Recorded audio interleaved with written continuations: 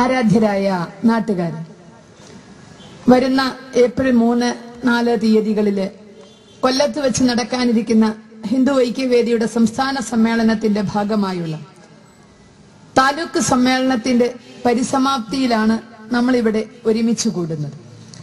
ഹിന്ദു ഐക്യവേദി എന്ത്, എന്തിന് എന്നുള്ള ചോദ്യങ്ങൾക്കെല്ലാം വ്യക്തമായി മനസ്സിൽ ഉത്തരമുള്ളവരാണ് മുന്നിലിരിക്കുന്ന എല്ലാവരും എന്നെനിക്കറിയാം.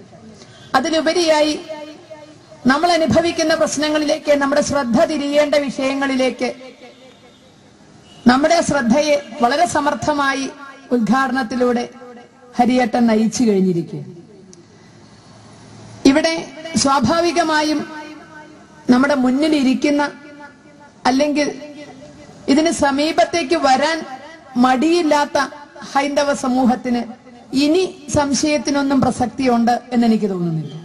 പക്ഷെ എനിക്ക് നിങ്ങൾക്കും അറിയാവുന്ന ഒരു കാര്യമുണ്ട്, ഇതിന് പിന്നിൽ ഒരു ഹൈന്ദവ സമൂഹം ഉണ്ട് എന്നുള്ളത്.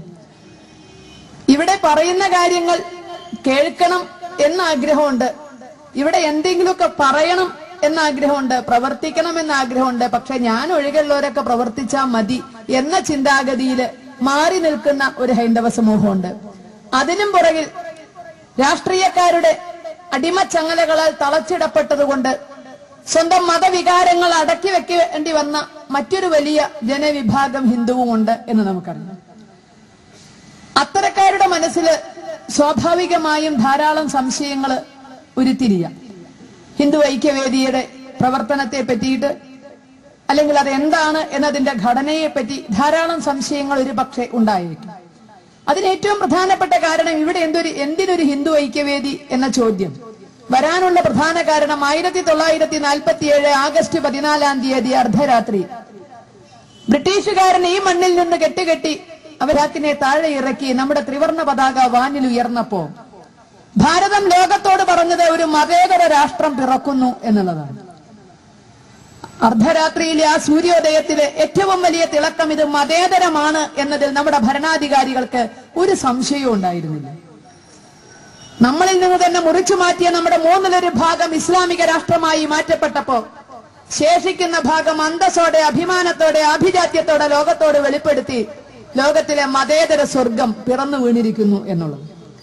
1976 അടിയന്തരാവസ്ഥയുടെ ഇരുണ്ട നാളുകളിൽ നമ്മുടെ ഭരണഘടനയുടെ പ്രിയാമ്പിളിലും കയറിക്കൂടി ഇത് മതേതര രാഷ്ട്രമാണ് എന്നുള്ളത്. അപ്പൊ 100% കറകളഞ്ഞ മതേതരത്വം ഭരണഘടനയിൽ എഴുതി പിടിപ്പിച്ച ഒരു മണ്ണില് എന്തിനാ ഒരു ഹിന്ദു ഐക്യവേദി? കാരണം ഇവിടെ ഒരു കാര്യത്തിനും മതം നോക്കില്ലല്ലോ. മതേതരത്വം എന്ന് പറഞ്ഞാൽ അതല്ലേ. മതം ഇവിടെ ഒരു വിഷയമല്ല. നിങ്ങൾക്ക് മതത്തെ വിശ്വസിക്കാം, വിശ്വസിക്കാതിരിക്കാം, ഏത് മതം വേണമെങ്കിൽ പിൻപറ്റാം, ഒരു കുഴപ്പമില്ല. പിന്നെ എന്തിന്? അവകാശങ്ങൾ സംരക്ഷിക്കാൻ, ആനുകൂല്യങ്ങൾ പിടിച്ചുപറ്റാൻ, അവശതകൾ പരിഹരിക്കാൻ നമുക്ക് എന്തിന് മതത്തിന്റെ പേരിൽ ഒരു സംഘടന? നമ്മുടെ ഭരണകൂടം ഉണ്ടാകുമ്പോ, നമ്മുടെ ഭരണഘടന ഉണ്ടാകുമ്പോ, ആ ഭരണഘടനയിൽ വേണ്ട ഭേദഗതികൾ വരുത്താനുള്ള നിയമനിർമ്മാണ സഭകളും അത് നടപ്പിലാക്കാനുള്ള എക്സിക്യൂട്ടീവുകളും പ്രശ്നം പരിഹരിക്കാനുള്ള ജുഡീഷ്യറിയും ഒക്കെ ഈ മതേതരത്വത്തെ കാത്ത് നിൽക്കുന്ന ഒരു വ്യവസ്ഥിതിയില്, ജനാധിപത്യ വ്യവസ്ഥിതിയില് നമുക്ക് എന്തിന് മതത്തിന്റെ പേരിൽ ഒരു സംഘടന എന്ന ചോദ്യം ഈ വളരെ പുറകിൽ നിൽക്കുന്ന ഹൈന്ദവ സമൂഹത്തിന്റെ, ഇവിടെ നിന്ന് ഒരുപാട് ദൂരെ നിൽക്കുന്ന ഹൈന്ദവ സമൂഹത്തിന്റെ ഉള്ളില് ന്യായമായും ചോദിക്കും. ഇത് മതേതര രാഷ്ട്രമാണ്. അതിലുപരി നമ്മൾ ഏറെ കേട്ടത് മതമല്ല, മതമല്ല, മതമല്ല പ്രശ്നം, എരിയുന്ന വയറിന്റെ തീയാണ് പ്രശ്നം എന്നാ കേട്ടത്.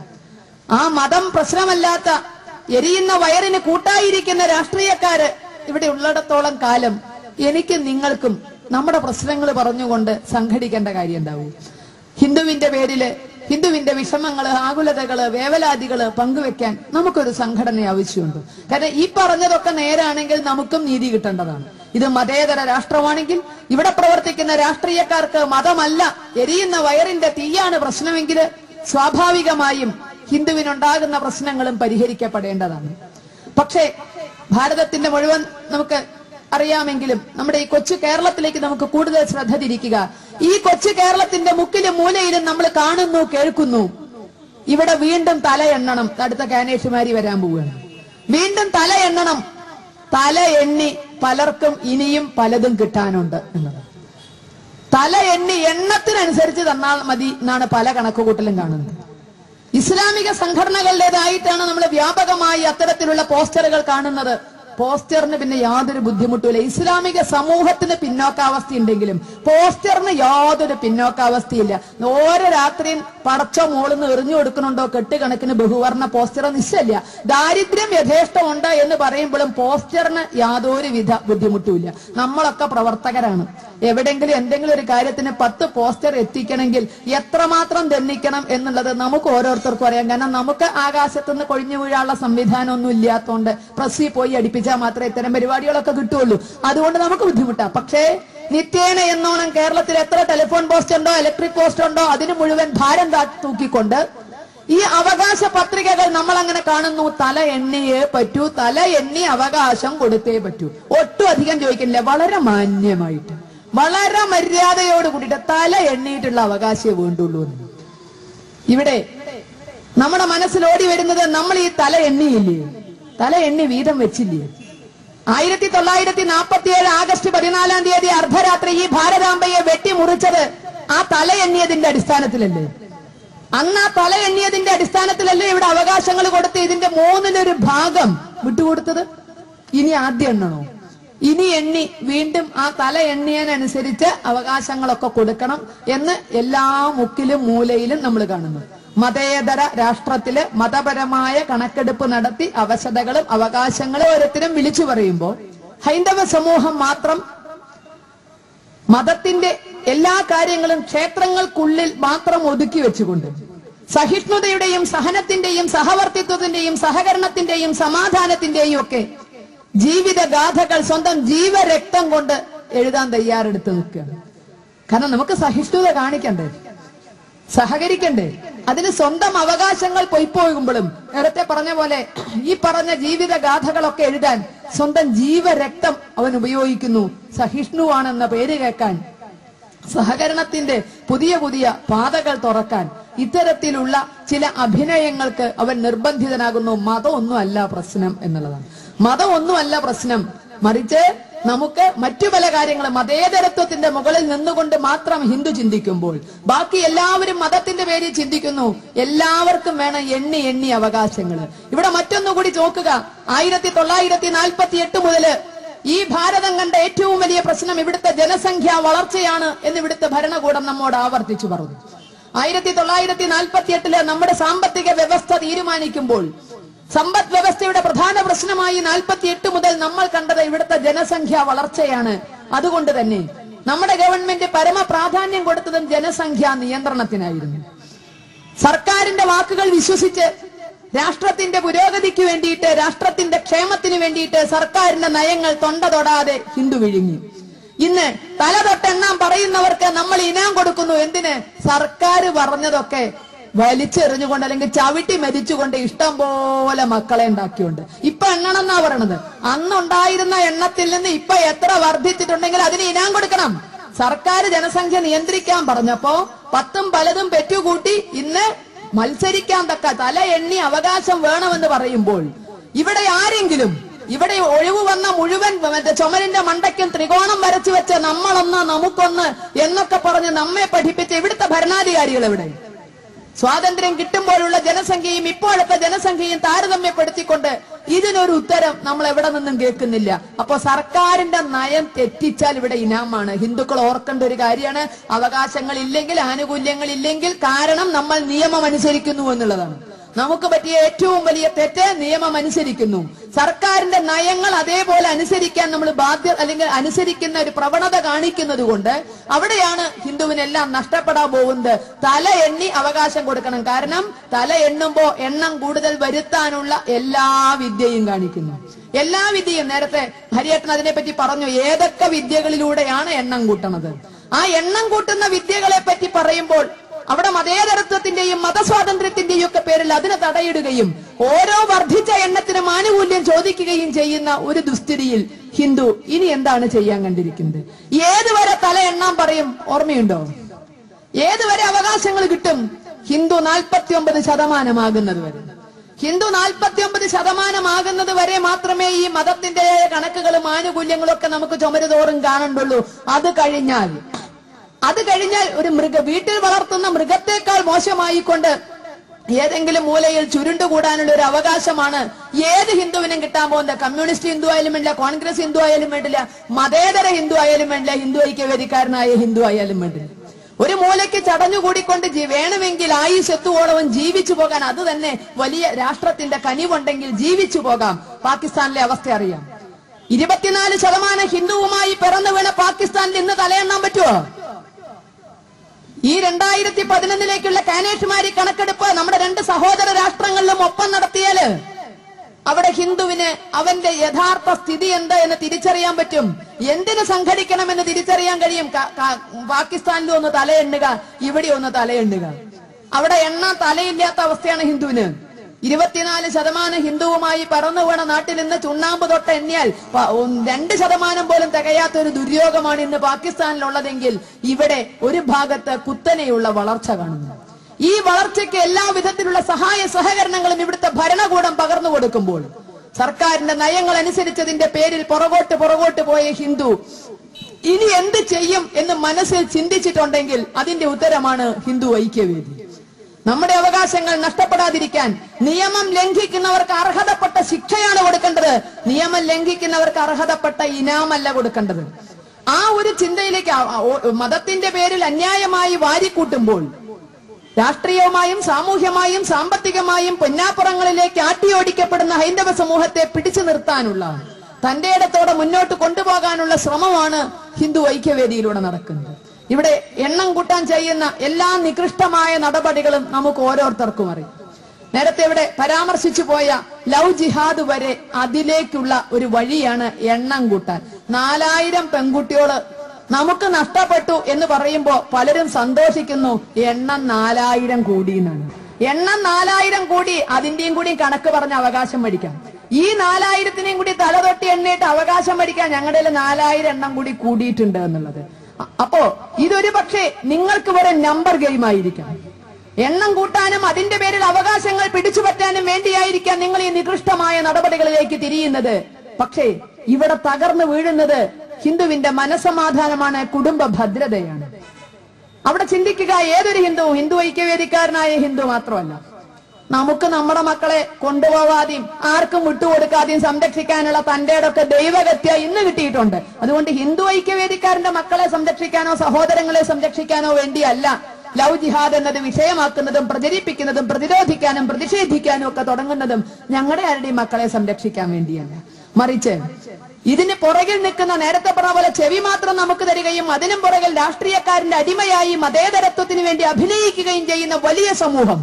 ഇന്ന് 4000 മക്കൾ നമുക്ക് നഷ്ടപ്പെട്ടിട്ടുണ്ടെങ്കിൽ നാളെ 40,000-ന്റെ കണ്ണുനീര് ഇവിടെ വീഴത്തക്ക വിധത്തിലുള്ള പ്രവർത്തനങ്ങൾ നടക്കുമ്പോൾ അതില് അടുത്ത ഇര നമ്മുടേതായിരിക്കും എന്ന് ചിന്തിച്ചേ മതിയാകുള്ളൂ. മലപ്പുറം ജില്ലയില് നിലമ്പൂരിനടുത്ത് ഒരു അധ്യാപകന്റെ കഥ. ആ അധ്യാപകൻ ബോധമുറച്ച കാലം മുതൽ കൂട്ടക്ഷരം പറയാറാവുന്നത് മുതൽ ഇൻകുലാബ് വിളിച്ചാ ശീലിച്ചിരിക്കുന്നത്. ആദ്യം വിളിച്ച കൂട്ടക്ഷരം ഒരു പക്ഷെ കൂട്ടക്ഷരം ചേർത്ത വാക്ക് ഇൻകുലാബ് എന്നുള്ളതാവും. അന്ന് മുതൽ ഇൻകുലാബ് വിളിച്ച അധ്യാപകൻ തന്റെ സർവീസിലുള്ള അത്രയും കാലം പാർട്ടിക്ക് വേണ്ടി പ്രവർത്തിച്ചു. അദ്ദേഹം റിട്ടയർ ചെയ്യുന്ന സമയത്ത് അദ്ദേഹത്തിന്റെ 3ാമത്തെ കുട്ടി ഡിഗ്രിക്ക് പഠിക്കുന്നു. ഡിഗ്രി ഫൈനൽ ഇയർ, പഠിക്കാൻ മിടുക്കി സുന്ദരിയായ കുട്ടി. ഈ കുട്ടിയുടെ ക്ലാസ്മേറ്റ് ആയ മറ്റൊരു കുട്ടി, ഒരു മുസ്ലിം സഹോദരി, സഹോദരനൊന്നുമല്ല, മറ്റ് ജിഹാദിന്റെ മറ്റൊരു മുഖമാണ്, ഒരു സഹോദരി, അടുത്ത ആത്മാർത്ഥ സുഹൃത്താണ്. ആത്മാർത്ഥ സുഹൃത്ത്. ഈ സുഹൃത്തിന് നമ്മുടെ സഖാവിന്റെ മകൾക്ക് ഇടയ്ക്കിടയ്ക്ക് ചില ലഘുലേഖകൾ കൊണ്ടു കൊടുക്കും, ഇടയ്ക്ക് ചില കാസറ്റുകൾ കൊണ്ടു കൊടുക്കും. കുട്ടി ഇതൊക്കെ വായിക്കും, കേൾക്കും. അവസാനം വീട്ടിന്റെ ഒരു മൂലയ്ക്ക് മകൾ 5 നേരം നിസ്കരിക്കാൻ തുടങ്ങി. അച്ഛന് സന്തോഷമായി. എന്റെ കുട്ടി മതേതരത്വത്തിന്റെ പാതയിലാ. കാരണം അമ്പലത്തിലും പോവും, നിസ്കരിക്കുന്നുണ്ട്. ഇതീ പരം എങ്ങനെയാ മതേതരത്വം? എല്ലാവരോടും പറഞ്ഞു, എല്ലാ ദൈവവും ഒന്നല്ലേ. എന്റെ കുട്ടി അമ്പലത്തിലും പോവും, വീട്ടിൽ വന്നാൽ നിസ്കരിക്കുകയും ചെയ്യും. എല്ലാവരോടും അഭിമാനത്തോടെ പറഞ്ഞു. അത് കഴിഞ്ഞപ്പോ റംലാൻ മാസം വന്നു. റംലാൻ മാസത്തിൽ കുട്ടി നോമ്പ് എടുത്തു. ആനന്ദലബ്ധിക്ക് ഇനി എന്ത് വേണം? ഉപവാസമൊക്കെ നല്ലതാന്ന് എല്ലാ മതവും പറഞ്ഞിട്ടില്ലേ? എല്ലാം ദൈവത്തിന് വേണ്ടി. എന്റെ കുട്ടി ഇതാ റംലാനി നോമ്പ് എടുത്തെന്നു അച്ഛൻ വല്യക്ഷരം എല്ലാരോടും പറഞ്ഞു. റംലാൻ മാസം കഴിഞ്ഞപ്പോ കുട്ടി വീട്ടിലില്ല. കുട്ടി ബാണ്ണവും മുറുക്കി പൊന്നാനി പോയേക്കുന്നു. പൊന്നാനി പോയപ്പോഴാണ് മതേതരത്വത്തിന്റെ യഥാർത്ഥ സ്വഭാവം നമ്മുടെ സഖാവ് അറിഞ്ഞത്. അവിടെ കൊണ്ട് നിന്നില്ല. പൊന്നാനി കൊണ്ടുപോയപ്പെട്ട ആ കുട്ടിക്ക് പിന്നെ മോക്ഷം കിട്ടിയത് എവിടെയാണെന്നറിയോ? കേരളത്തിലെ അറിയപ്പെടുന്ന ഒരു മതപ്രഭാഷകന്റെ മൂന്നാമത്തെ ബീവിയായി അവിടെ നിന്ന് കെട്ടിക്കേറ്റി കൊണ്ടുപോയി ആ കുട്ടിയെ. ആ വിവരം അറിഞ്ഞ സമയത്ത് താൻ ഇത്രയും കാലം ചോരയും നീരും ഒഴുക്കി കൊടുത്ത പാർട്ടിയുടെ ഓഫീസിലേക്ക് ആ വൃദ്ധൻ സർവവും തകർന്ന് കയറി ചെന്നു. എന്റെ കുട്ടി ഒന്ന് രക്ഷപ്പെടുത്തി തരാൻ നിങ്ങളെ കൊണ്ട് പറ്റുമോ എന്ന് ചോദിച്ചു. എന്റെ കുട്ടി ഒന്ന് രക്ഷപ്പെടുത്തി തരാൻ നിങ്ങളെ കൊണ്ട് കഴിയുമോ എന്ന് ചോദിച്ചു. എന്തായിരിക്കും ഉത്തരവെന്ന് ഞാൻ പറയാതെ തന്നെ നിങ്ങൾക്കറിയാം. കേരളത്തിലെ 4000 കുടുംബങ്ങൾ കണ്ണീര് വീണപ്പോ കേരളം ഭരിക്കുന്ന ഇടതുപക്ഷ ജനാധിപത്യ മുന്നണിയുടെ കൺവീനറായ വൈക്കം വിശ്വനോട് പത്രക്കാരി ചോദിച്ചു, ഈ ലവ് ജിഹാദിനെ പറ്റി എന്താ അഭിപ്രായം ചോദിച്ചു. ഇതിനെയൊക്കെ പറ്റി ഞാൻ എന്താ അഭിപ്രായം പറയാനാ? നിങ്ങൾ വല്ല ഗുജറാത്തിനെ പറ്റി ചോദിക്കൂ, നിങ്ങൾ വല്ല ഇസ്രായേലിനെ പറ്റി ചോദിക്കൂ, നിങ്ങൾ വല്ല ബാബറി മസ്ജിദിനെ പറ്റി ചോദിക്കുക. അങ്ങനെ കാര്യമുള്ള വല്ല കാര്യവും ചോദിക്കും. ഇതുമാതിരിയുള്ള നിസ്സാര കാര്യത്തിനൊക്കെ ഞാൻ എന്ത് പറയാനാ എന്ന് പറഞ്ഞ് 2 കൈയും കഴുകി വൈക്കം വിശ്വൻ തടിയെടുത്തു. പത്രക്കാരൻ നേരെ ഓടി അടുത്ത മുഖ്യമന്ത്രി കുപ്പായം തയ്ച്ചിരിക്കുന്ന രമേശ് ചെന്നിത്തലയുടെ അടുത്തേക്ക്. അല്ല, നമ്മുടെ 4000 കുടുംബങ്ങൾ തേങ്ങി കരഞ്ഞുകൊണ്ടിരിക്കുക, എന്താ ഇതിനെപ്പറ്റി അഭിപ്രായം എന്ന് വെച്ചു. ഞാൻ ഈ നാട്ടുകാരനെ അല്ല മാവിലായിക്കാരനാന്ന് പറഞ്ഞു. അതൊന്നും അറിഞ്ഞിട്ടില്ല, കണ്ടിട്ടില്ല, കേട്ടിട്ടില്ല. ഞാൻ ഈ നാട്ടുകാരനെ അല്ല മാവിലായിക്കാരനാ എന്ന് പറഞ്ഞ് മൂപ്പരും വലിഞ്ഞു. അപ്പൊ എന്തായിരിക്കും ഇവിടെ പറഞ്ഞിട്ടുണ്ടാവാന്നറിയാം. എന്റെ കുട്ടിയൊന്ന് രക്ഷപ്പെടുത്തി തരുമോ എന്ന് ചോദിച്ചപ്പോ പാർട്ടി മതേതരത്വം കളിച്ചു. മതേതരത്വം കളിച്ചപ്പോഴാണ് ആ അച്ഛന് ആ മതേതരത്വത്തിന്റെ യഥാർത്ഥ സ്വരൂപം എന്താന്ന് മനസ്സിലായത്. താൻ തന്റെ ഒരു പുരുഷായുസ് മുഴുവൻ ഏത് പ്രസ്ഥാനങ്ങളെ ചീത്ത വിളിക്കാനാണോ ഉപയോഗിച്ചത്, അവസാനം സർവവും തകർന്ന് ആ പ്രസ്ഥാനങ്ങളുടെ പടി തേടി ആ വൃദ്ധം കയറി വന്നു. ഹിന്ദു സംഘടനാ പ്രവർത്തകരെ തേടിക്കൊണ്ട് തലയും താഴ്ത്തി ആ വൃദ്ധം കയറി വന്നു. നിങ്ങൾക്ക് എന്റെ മകളെ ഒന്ന് രക്ഷപ്പെടുത്തി തരാൻ പറ്റുമോ എന്ന് വെച്ചിട്ട്. ഇക്കണ്ട കാലം അത്രയും അദ്ദേഹം മുദ്രാവാക്യം വിളിച്ചത് മതേതരത്വത്തിന് വേണ്ടിയിട്ടായിരുന്നു. ഹിന്ദു ഫാസിസ്റ്റ് മൂരാച്ചികളെ ഈ നാട്ടിൽ നിന്ന് കെട്ടുകെട്ടിക്കാൻ വേണ്ടിയായിരുന്നു അദ്ദേഹം ചുമരെഴുത്ത് നടത്തിയത്, മുദ്രാവാക്യം വിളിച്ചതും. പക്ഷെ സ്വന്തം മകള് ഇത്തരത്തിൽ നഷ്ടപ്പെട്ടപ്പോ, നശിച്ചപ്പോ രക്ഷപ്പെടുത്താൻ മറ്റാരുമില്ല എന്ന തിരിച്ചറിവില് ആ വൃദ്ധന്റെ കുട്ടിയെ ഒന്ന് രക്ഷപ്പെടുത്തി തരുമോ എന്ന് ചോദിച്ചിട്ട് തലയും കുമ്പിട്ട് വന്ന രംഗം ഇന്നും ഞങ്ങളുടെ ഓരോരുത്തരുടെയും മനസ്സിലുണ്ട്. പ്രിയമുള്ളവരെ, വിവിധ രാഷ്ട്രീയ പാർട്ടിയുടെ തടവറയിൽ കടന്നുകൊണ്ട് ഇന്നും ഇതുപോലെ ഹിന്ദു വർഗീയ മൂരാച്ചി ഫാസിസത്തിന് വേണ്ടിയിട്ട് എഴുതുകയും വായിക്കുകയും മുദ്രാവാക്യം മുഴക്കുകയും ചെയ്യുന്ന ഞങ്ങളുടെ പുറകിൽ നിൽക്കുന്ന പാവപ്പെട്ട ഹിന്ദു സമൂഹമേ, നാളെ ഇതുപോലൊരു ഗതി നിങ്ങൾക്ക് വന്നാൽ സർവവും തലയും കുമ്പിട്ട് നിങ്ങൾക്കന്ന് കയറി വരേണ്ടി വരിക ഈ ഹൈന്ദവ സംഘടനകളുടെ, ഹൈന്ദവ പ്രസ്ഥാനങ്ങളുടെ വാതിലേക്കാണ്. അത്രത്തോളം നഷ്ടപ്പെട്ടിട്ട് എല്ലാം വീണ്ടെടുക്കാൻ ശ്രമിക്കുന്നതിലും ഭേദം നഷ്ടങ്ങളില്ലാതെ നോക്കണതല്ലേ. നഷ്ടങ്ങളില്ലാതെ നോക്കുന്നതാണ്. കാരണം അവനോന് വരുമ്പോ ആരുമില്ല, വല്യക്ഷരം പറയാൻ എല്ലാരും ഉണ്ട്. നമുക്കൊരാപത്ത് വരുമ്പോൾ ഈ പ്രസ്ഥാനങ്ങളൊന്നും ഇന്നുവരെ ആ പ്രസ്ഥാനങ്ങളിൽപ്പെട്ട ഹിന്ദുവിനെ രക്ഷിച്ച ചരിത്രം ഇന്നുവരെ ഉണ്ടായിട്ടില്ല. അത് ഏത് രൂപത്തിലാണെങ്കിലും അതിൽപ്പെട്ട ഒരു ഹിന്ദുവിന് വേണ്ടി കാമ എന്നൊരക്ഷരം പറയാൻ അവരില്ല. ഹിന്ദുവിന്റെ വർഗീയതയും ഫാസിസവും മൂരാച്ചിത്തരവും അന്വേഷിക്കുന്നു. കഴിഞ്ഞയാഴ്ച പൊന്നാനിയില് പെന്തക്കോസ്റ്റുകാരന്റെ തെമ്മാടിത്തരം കൊണ്ട് സഹിക്കാൻ വയ്യാണ്ട് സർവ വീട്ടിലും കയറിയിട്ട് കൊട്ടും പാട്ടും നാട്ടിലും അങ്ങാടിയിലും സ്കൂളിലും നടന്ന് പറഞ്ഞ് അരി കൊടുത്തും പയറു കൊടുത്തും പേക്കൂത്ത് കാട്ടിയിട്ടും മതമെന്ന് പറഞ്ഞ ഭ്രാന്താണെന്ന് കാണിച്ചുകൊണ്ട് പെന്തക്കോസ്റ്റുകാരൻ അഴിഞ്ഞാടിയപ്പോ തന്റേടുള്ള ഒരു കൂട്ടം ചെറുപ്പക്കാര് അല്ലെ, പെന്തക്കോസ്റ്റുകാരൻ സ്വർഗത്തിൽ പോകണമെന്ന് അവർക്ക് എതിരുണ്ടായിരുന്നില്ല. പക്ഷെ അവിടുത്തെ പാവപ്പെട്ട ഹിന്ദുവിനെയും കൊണ്ടേ സ്വർഗത്തിൽ പോവൂ എന്ന് വിശ്വസിച്ചപ്പോ ഞങ്ങളുടേന്ന് ചിലതൊക്കെ കൊണ്ടിട്ട് നിങ്ങൾ പോയാ മതി എന്ന് അവര് തീരുമാനിച്ച് പിടിച്ചു വെച്ച് എന്താണ് സ്വർഗമെന്ന് ചെറിയ തോതില് അവിടെ ഒന്ന് കാണിച്ചു കൊടുത്തു. ചെറിയ തോതില് ഗതി കെട്ടിട്ടാണ് അമ്മമാരെയും പെങ്ങന്മാരെയും വഴി നടക്കാൻ സമ്മതിക്കാതെയും അവരുടെ സ്വൈരതകളിലേക്ക് കയറി ചെന്ന് ക്രിസ്തുവിനെ വിക്കണ് കണ്ടിട്ടുള്ള ആ ഗതികേട് കൊണ്ട് ചെയ്തു പോയതാണ്. ചെയ്തത് പാസ്റ്റർമാർ കേൾക്കുവോ? കാരണം എല്ലാം രക്ഷിക്കാൻ കർത്താവുണ്ട്. അടിച്ചാ പിന്നെ ഇവിടുത്തെ നിയമം വേണം, അതൊക്കെ കർത്താവ് രക്ഷപ്പെടുത്തി കൊടുത്തോളേ. പക്ഷേ കർത്താവിന് വിശ്വാസമില്ലാത്തൊരു വിഭാഗം ഉണ്ട് അവിടെ, അത് സഖാക്കളാണ്. കർത്താവ് രക്ഷപ്പെടുത്തി പാസ്റ്ററെ കൊടുക്കും, പാസ്റ്ററെ അടിച്ചോന്നിട്ട് വേണേ 2 കൊടുക്കാനും കർത്താവുണ്ട്. അതല്ലേ പാസ്റ്റർമാര് പറഞ്ഞു നടക്കണത്. ഞങ്ങൾക്ക് എല്ലാറ്റിനും കർത്താവുണ്ട്. 2 കൊട്ടിപ്പാറിൽ അവിടെ നിന്ന് പാടിയ പോലെ തല്ലിട്ടുമ്പോ എന്തിനാ വെറുതെ മറ്റുള്ളവരെ മാനങ്ങൾ? 2 കൊട്ടിപ്പാറിൽ പാടിയ കർത്താവ് അവിടെ ഇറങ്ങി വരും. കർത്താവിനോട് പറയാനുള്ളതെന്ന് ഉറക്ക വിളിച്ചു പറഞ്ഞാൽ കിട്ടണ്ടോന്നുള്ളത് കൊടുത്തോളേ. പക്ഷേ കർത്താവിൽ വിശ്വാസമില്ലാത്ത സഖാക്കള് അതിന്റെ 2ാം ദിവസം അവിടെ പൊതുയോഗം വെച്ചു പാസ്റ്റർമാർക്ക് വേണ്ടിയിട്ട്. പാസ്റ്റർമാർക്ക് വേണ്ടി പൊന്നാനിയങ്ങാടിലെ 2ാം ദിവസം പൊതുയോഗം വെച്ചു.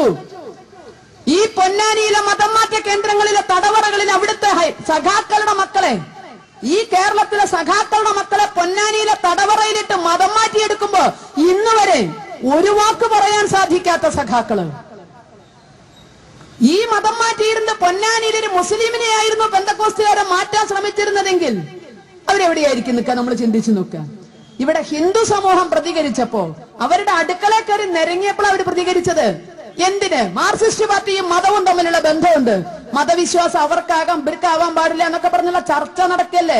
പാർട്ടിയിലെ വെള്ളം കോരികൾക്കും വറുകോട്ടികൾക്കും ഒക്കെ മതവിശ്വാസം ആകാം. തലപ്പത്തുള്ള തമ്പ്രാക്കന്മാർക്കൊന്നും പണ്ടും ഇങ്ങനെ തന്നെയാണ്, തമ്പ്രാന് പറ്റണമെന്നും അടിയന് പറ്റാൻ പാടില്ല എന്ന ഏലംകുളം മനക്കിലെ തമ്പ്രാന്റെ കൽപ്പന പണ്ട് മുതലേ. കാരണം തമ്പ്രാക്കന്മാർക്ക് പാടുന്ന പലതും അടിയന്മാർക്ക് പാടില്ല. അപ്പൊ അതുപോലെ ഇപ്പൊ തമ്പ്രാക്കന്മാർക്ക് വിശ്വാസം പാടില്ല, അടിയന്മാർക്കൊക്കെ ആവാം എന്നൊക്കെ പറഞ്ഞ് തർക്കങ്ങൾ നടക്കുമ്പോൾ ഈ മതപരമായ വിഷയത്തിൽ മാർക്സിസ്റ്റ് പാർട്ടിക്കുള്ള പങ്കുണ്ട്. ഇതിലെന്തിനു വന്ന് അവര് തലയിട്ടു? നമ്മൾ ചിന്തിച്ചു നോക്കുക. ഇവിടെയാണ് ഹിന്ദുവിനെതിരെ അടിക്കാൻ കിട്ടുന്ന ഒരു വടിയും ഇവരാരും വെറുതെ കളയുന്നില്ല. ആ സമൂഹത്തിന് എന്തെങ്കിലും ഒരു പ്രശ്നം വന്നാൽ ആ പാർട്ടിയിൽ വിശ്വസിക്കുന്നവർക്ക്, അല്ലാത്തവരെ നിങ്ങൾ രക്ഷിക്കണ്ട, പാർട്ടിയിൽ വിശ്വസിക്കുന്നവർക്ക് ഒരു പ്രശ്നം വന്നാൽ പോലും അവിടെ തിരിഞ്ഞു നോക്കാൻ ഈ രാഷ്ട്രീയ പ്രസ്ഥാനങ്ങൾ ഒന്നും കാണുന്നില്ല. അവിടെയാണ് ഈ 4000 കുടുംബങ്ങൾക്ക് രക്ഷകരായി നമ്മൾ മാർക്സിസ്റ്റ് പാർട്ടിയെ കണ്ടില്ല, കോൺഗ്രസ് പാർട്ടിയെ കണ്ടില്ല. അവര് സെമിനാറുകളും സിമ്പോസിയങ്ങളും സംവാദങ്ങളും നടത്തിയിരുന്നു. പ്രേമത്തിനെ എങ്ങനെയൊന്നും കുറ്റപ്പെടുത്താൻ പാടില്ല, മിശ്ര വിവാഹം നടക്കണം എന്നാണ് കേസ്. ആയിക്കോട്ടെ, ഞങ്ങളും മിശ്ര വിവാഹത്തിനെതിരല്ല. ഇനി ഇവിടെ എവിടെയാ മിശ്ര വിവാഹം നടക്കുന്നത്? 2 വിഭാഗം തമ്മിൽ കല്യാണം കഴിക്കുമ്പോഴല്ലേ മിശ്ര വിവാഹാവൂ? എല്ലാറ്റിനെയും ആട്ടിത്തൊളിച്ച് ഒന്നാക്കി മാറ്റി കല്യാണം കഴിക്കുമ്പോ അതിനെവിടുന്നാ മിശ്ര വിവാഹം എന്ന് പറയുന്നത്? വിവാഹത്തിന് മുമ്പ് പൊന്നാനി കൊണ്ടുപോയി ആട്ടിത്തൊളിച്ച് ഒന്നാക്കി മാറ്റി കെട്ടുമ്പോ, അല്ലെങ്കിൽ മാമോദീസ വെള്ളം തലയെ കൂടി ഒഴിച്ചിട്ട് കെട്ടുമ്പോ അതിനെവിടുന്ന് മിശ്ര വിവാഹം എന്ന് പറയാൻ കഴിയണം? കേരളം ദൈവത്തിന്റെ സ്വന്തം നാടാന്ന് വിനോദസഞ്ചാര വകുപ്പ് പറയുന്നു. ദൈവത്തിന്റെ സ്വന്തം നാടായത് പരശുരാമൻ മഴുവെറിഞ്ഞ് നേടിയ ഇത്തിരി മണ്ണായതുകൊണ്ടല്ല കേരളം ദൈവത്തിന്റെ സ്വന്തം നാടായത്, മറിച്ച് ഇത് മതേതര സ്ഥലമായതുകൊണ്ടാണ്. ഇന്ത്യയിലെ 28 സംസ്ഥാനങ്ങളിൽ വെച്ച് കറകളഞ്ഞ മതേതരത്വമുള്ളത് ഈ കൊച്ചു കേരളത്തിലാണ്. ഇവിടെ പ്രധാന പ്രസ്ഥാനങ്ങൾ മാത്രമല്ല, ഈർക്കിലി പാർട്ടികൾ വരെ മതേതരത്വം സംരക്ഷിക്കാൻ ബാധ്യതപ്പെട്ടവരാണ്. ഈർക്കിലി പാർട്ടികൾ വരെ അവർ വേണേ ആത്മഹത്യ ചെയ്തളയും, എന്നാലും മതേതരത്വം സംരക്ഷിക്കും. മതേതരത്വം മതേതരത്വം എന്ന് പിട്ടിന് തേങ്ങായിടുന്ന മാതിരി പറഞ്ഞില്ലേ എന്തോ കുഴപ്പമുണ്ടോ എന്ന് വിചാരിക്കുന്നവരാ മലയാളി. ഇവിടുത്തെ ഈർക്കിലി പാർട്ടി, ഒരു ഈർക്കിലി പാർട്ടിയുടെ കഥ നമുക്കറിയില്ലേ? സ്വന്തം പാർട്ടിയെ തിരിച്ചറിയാൻ സാധാരണ എല്ലാവരും ബ്രാക്കറ്റിൽ പേരിടാറുണ്ട്. നമ്മുടെ നേതാവ് ബ്രാക്കറ്റിൽ പേരിട്ടത് മതേതരം, സെക്യുലർ. പാർട്ടിയുടെ പേര് ബ്രാക്കറ്റിൽ സെക്യുലർ എന്നിട്ട് ഒരു ഘടാഘടിക നേതാവ് മലയാളിക്കുണ്ടായിരുന്നു. അങ്ങോര മകൻ കയറി പ്രേമിച്ചു, കറ കളഞ്ഞൊരു ഹിന്ദു കുട്ടിയെ, മലയാളി അറിയുന്ന ഒരു കുട്ടിയെ, പ്രശസ്തമായ ഒരു സിനിമാ താരത്തിന്റെ മകളെ കയറിയാ പ്രേമിച്ചത്. പാർട്ടിയുടെ ബ്രാക്കറ്റിനുള്ളിൽ സെക്യുലർ എന്നൊക്കെ ഉള്ളത് ശരി തന്നെയാ. പക്ഷെ മരുമകളെ വീട്ടിൽ കയറ്റണമെങ്കിൽ ആദ്യം മാമോദീസ വെള്ളം തലയെ കൂടെ വീഴ്ത്തി ക്രിസ്ത്യാനിയാക്കി പള്ളി കൊണ്ടുപോയി കെട്ടും നടത്തിയ മതേതര വീരൻ അകത്തേക്ക് കയറ്റിയുള്ളൂ. അതിനുശേഷമുള്ള മതേതരത്വമുള്ളൂ, വേദിയിലുള്ള മതേതരത്വമുള്ളൂ, കുടുംബത്തിലുള്ള മതേതരത്വമില്ല. ഇതിനെപ്പറ്റി വ്യാപകമായ പ്രതിഷേധങ്ങളും പ്രതികരണങ്ങളും വന്നപ്പോ ഈ മരുമകളായി കയറി ചെന്ന കുട്ടി ശക്തിയില്ലാത്ത കുട്ടിയൊന്നല്ല, ശിവന് പോലും ശക്തി പകർന്നു കൊടുക്കുന്ന ശക്തി സ്വരൂപിണിയുടെ നാമധേയത്തിലുള്ളവളാണ്. ഒരു പത്രപ്രസ്താവന ഇറക്കുന്നുണ്ട് 2 ദിവസം കഴിഞ്ഞപ്പോ. പത്രപ്രസ്താവനയിൽ പറഞ്ഞിട്ടുള്ള എന്താ പറയാ, എന്നെ ആരും നിർബന്ധിച്ച് മതം മാറ്റിയതല്ല, അമ്മായിയപ്പ മാറ്റിയതാണെന്ന് നിങ്ങൾ ആരും വിചാരിക്കരുത്.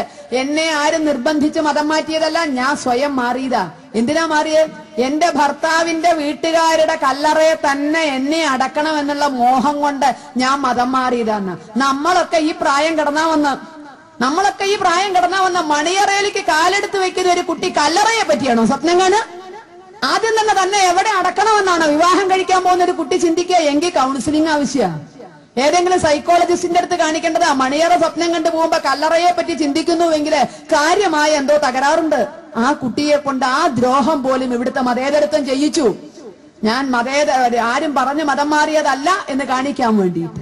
അപ്പൊ ഇവിടെ 2 സമൂഹവും, ഇന്ന് ക്രിസ്ത്യൻ സമൂഹം പറയുന്നു ലവ് ജിഹാദിനെതിരെ കൈകോർക്കാൻ എല്ലാവരെയും വിളിക്കുന്നു. നമുക്കതിൽ സന്തോഷമുണ്ട്. പക്ഷെ ഇന്നലെ വരെ ക്രിസ്തീയ സമൂഹം ചെയ്തിരുന്നത് തന്നെയാണ്. ഒരു ഹിന്ദു കുട്ടിയെ കിട്ടിയ മാമോദീസ വെള്ളം തളിച്ച് കൊണ്ടുപോയി വീട്ടിലേക്ക് കെട്ടിക്കേറ്റാൻ നിങ്ങൾക്കുണ്ടായിരുന്ന താല്പര്യം അന്ന് നിങ്ങൾ ഓർത്തില്ല. ആ കുട്ടികളുടെ വീടുകളിൽ വീഴുന്ന കണ്ണുനീരിന്റെ രുചി എന്താണെന്ന് അന്ന് നിങ്ങൾ ഓർത്തില്ല. ഇന്ന് തിരിച്ചറിയുന്നു. ഇന്ന് കളി കാര്യമായി. കാരണം ഈ കളി ഇന്ന് പലരും പഠിച്ചു. ക്രിസ്ത്യാനികൾ കളിച്ചിരുന്ന ആ കളി ഇന്ന് പലരും പഠിച്ചു. അതിന്റെ നഷ്ടം ഒരുപോലെ ഹൈന്ദവ സമൂഹത്തിന് പറ്റുന്നത് പോലെ തന്നെ ക്രൈസ്തവ സമൂഹത്തിനും പറ്റിയപ്പോ അവരന്തം വിട്ട് നോക്കാന്നു.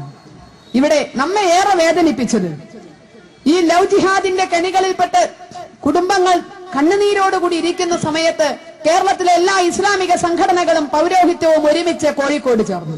അതിൽ എല്ലാ വിഭാഗവും ഉണ്ടായിരുന്നു, എല്ലാ വിഭാഗവും. മതേതരത്വത്തിന്റെ പടനായകനായ പാണക്കാട് തങ്ങൾ തൊട്ടിട്ട് മദനിയിലൂടെ, കാന്തപുരത്തിലൂടെ തൊട്ടുകൂടാത്തവർ, തീണ്ടിക്കൂടാത്തവർ, ദൃഷ്ടിയിൽപ്പെട്ടാലും കുറ്റമുള്ളവർ, കെട്ടില്ലാത്തവർ, തമ്മിൽ ഉണ്ണാത്തവർ എന്ന് പറഞ്ഞ എല്ലാ ഇസ്ലാമിക വിഭാഗം ഉണ്ടായിരുന്നു. തമ്മിൽ കണ്ടാ മിണ്ടാത്തവരൊക്കെ ഉണ്ട്. സുന്നികളുടെ 2 വിഭാഗമുണ്ട്, മുജാഹിദിന്റെ 2 വിഭാഗമുണ്ട്, ജമാഅത്തെ ഉണ്ട്, തുടങ്ങി എല്ലാ വിഭാഗവും ഉണ്ട്.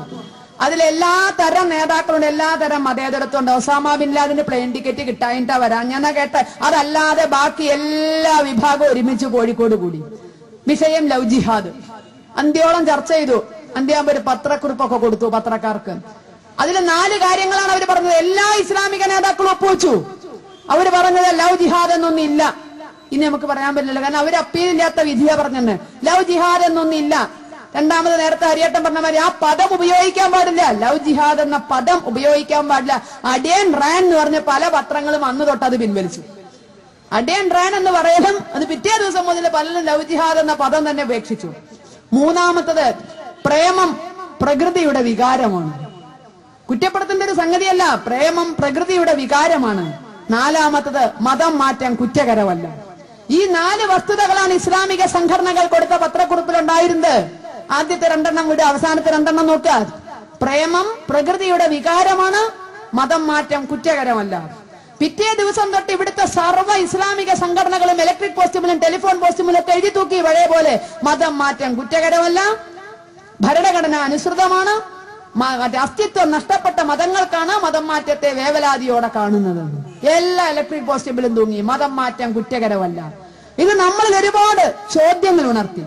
മതം മാറ്റം കുറ്റകരമല്ലെങ്കിൽ നേരത്തെ ഇവിടെ ചൂണ്ടിക്കാണിച്ച ഉണ്ണയൻ സാഹിബിന്റെ ഉദാഹരണം, 1947 ആഗസ്റ്റ് 3-ാം തീയതി പുലർകാലത്ത് രാമസിംഹനെയും കുടുംബത്തെയും നിഷ്ഠൂരമായി വെട്ടിയെരിഞ്ഞത് പിന്നെ എന്തിനായിരുന്നു? മതം മാറ്റം കുറ്റകരമല്ലെങ്കിൽ എന്തിനവരെ വെട്ടിയെരിഞ്ഞു? ഇന്നും മലബാറിലെ ഹിന്ദുവിന്റെ മനസ്സിൽ ആ രക്തം തണുത്തുറഞ്ഞു നിൽക്കുന്നുണ്ട്.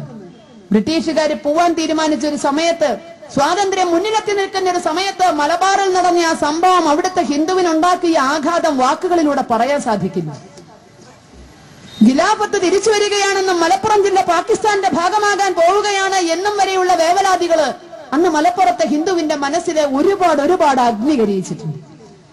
അത്രയും നിഷ്ഠൂരമായി ആ കൊല നടത്തിയപ്പോ, കപ്പ മൂടുന്നത് മാതിരി ആ ശവം വാരി മണ്ണിന്റെ അടിയിൽ ഇടേണ്ടി വന്നപ്പോ അവിടുത്തെ ഹിന്ദുവിന്റെ മനസ്സ് തകർന്നിട്ടുണ്ട്. ആ തകർന്ന ഹിന്ദു ഇന്നും മനസ്സിൽ ചോദിക്കണോ, എന്ത് തെറ്റിന്? മതം മാറ്റം കുറ്റകരമല്ലെങ്കിൽ എന്ത് തെറ്റിന് രാമസിംഹനെയും കുടുംബത്തെയും വെട്ടിയെരിഞ്ഞു? അദ്ദേഹത്തിന്റെ മക്കള് രക്ഷപ്പെട്ടത് സ്ഥലത്തില്ലാത്തോണ്ടാണ്. 4 പേരെ കുടുംബാംഗങ്ങളെയും അരിവെപ്പുകാരനായ ബ്രാഹ്മണനെയാണ് വെട്ടിയെരിഞ്ഞത്. മക്കൾ ആര്യ സമാജത്തിന്റെ സ്കൂളിൽ പഠിക്കുകയായിരുന്നു. അച്ഛൻ കൊണ്ടുപോയി ചേർത്തതാണ്. ഒരു കുട്ടിയുടെ കാര്യത്തിൽ ആർക്കാണ് അവകാശം? അച്ഛനല്ലേ കൂടുതൽ അവകാശം. അച്ഛൻ കൊണ്ടുപോയി ആര്യ സമാജം സ്കൂളിൽ ചേർത്ത ആ കുട്ടികളെ നിർബന്ധപൂർവ്വം തിരിച്ചു കൊണ്ടുവന്ന് വീണ്ടും ഇസ്ലാമാക്കി മാറ്റിയവർക്ക് പറയാനുള്ള അവകാശമുണ്ടോ മതം മാറ്റം കുറ്റകരമല്ലാന്ന്?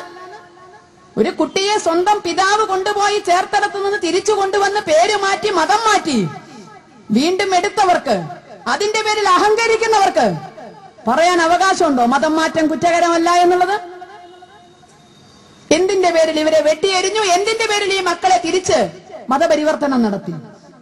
ഇതിനൊരു ഉത്തരവുണ്ടോ? ഇനി നമ്മളെ അൽഷിമേഴ്സ് പിടിച്ച സമൂഹം അത്രത്തോളം അങ്കളൊന്നും ചിന്തിച്ചു പോവാൻ നമുക്ക് കഴിയില്ല. ചിലപ്പോ വേഗം മറക്കും നമ്മള്.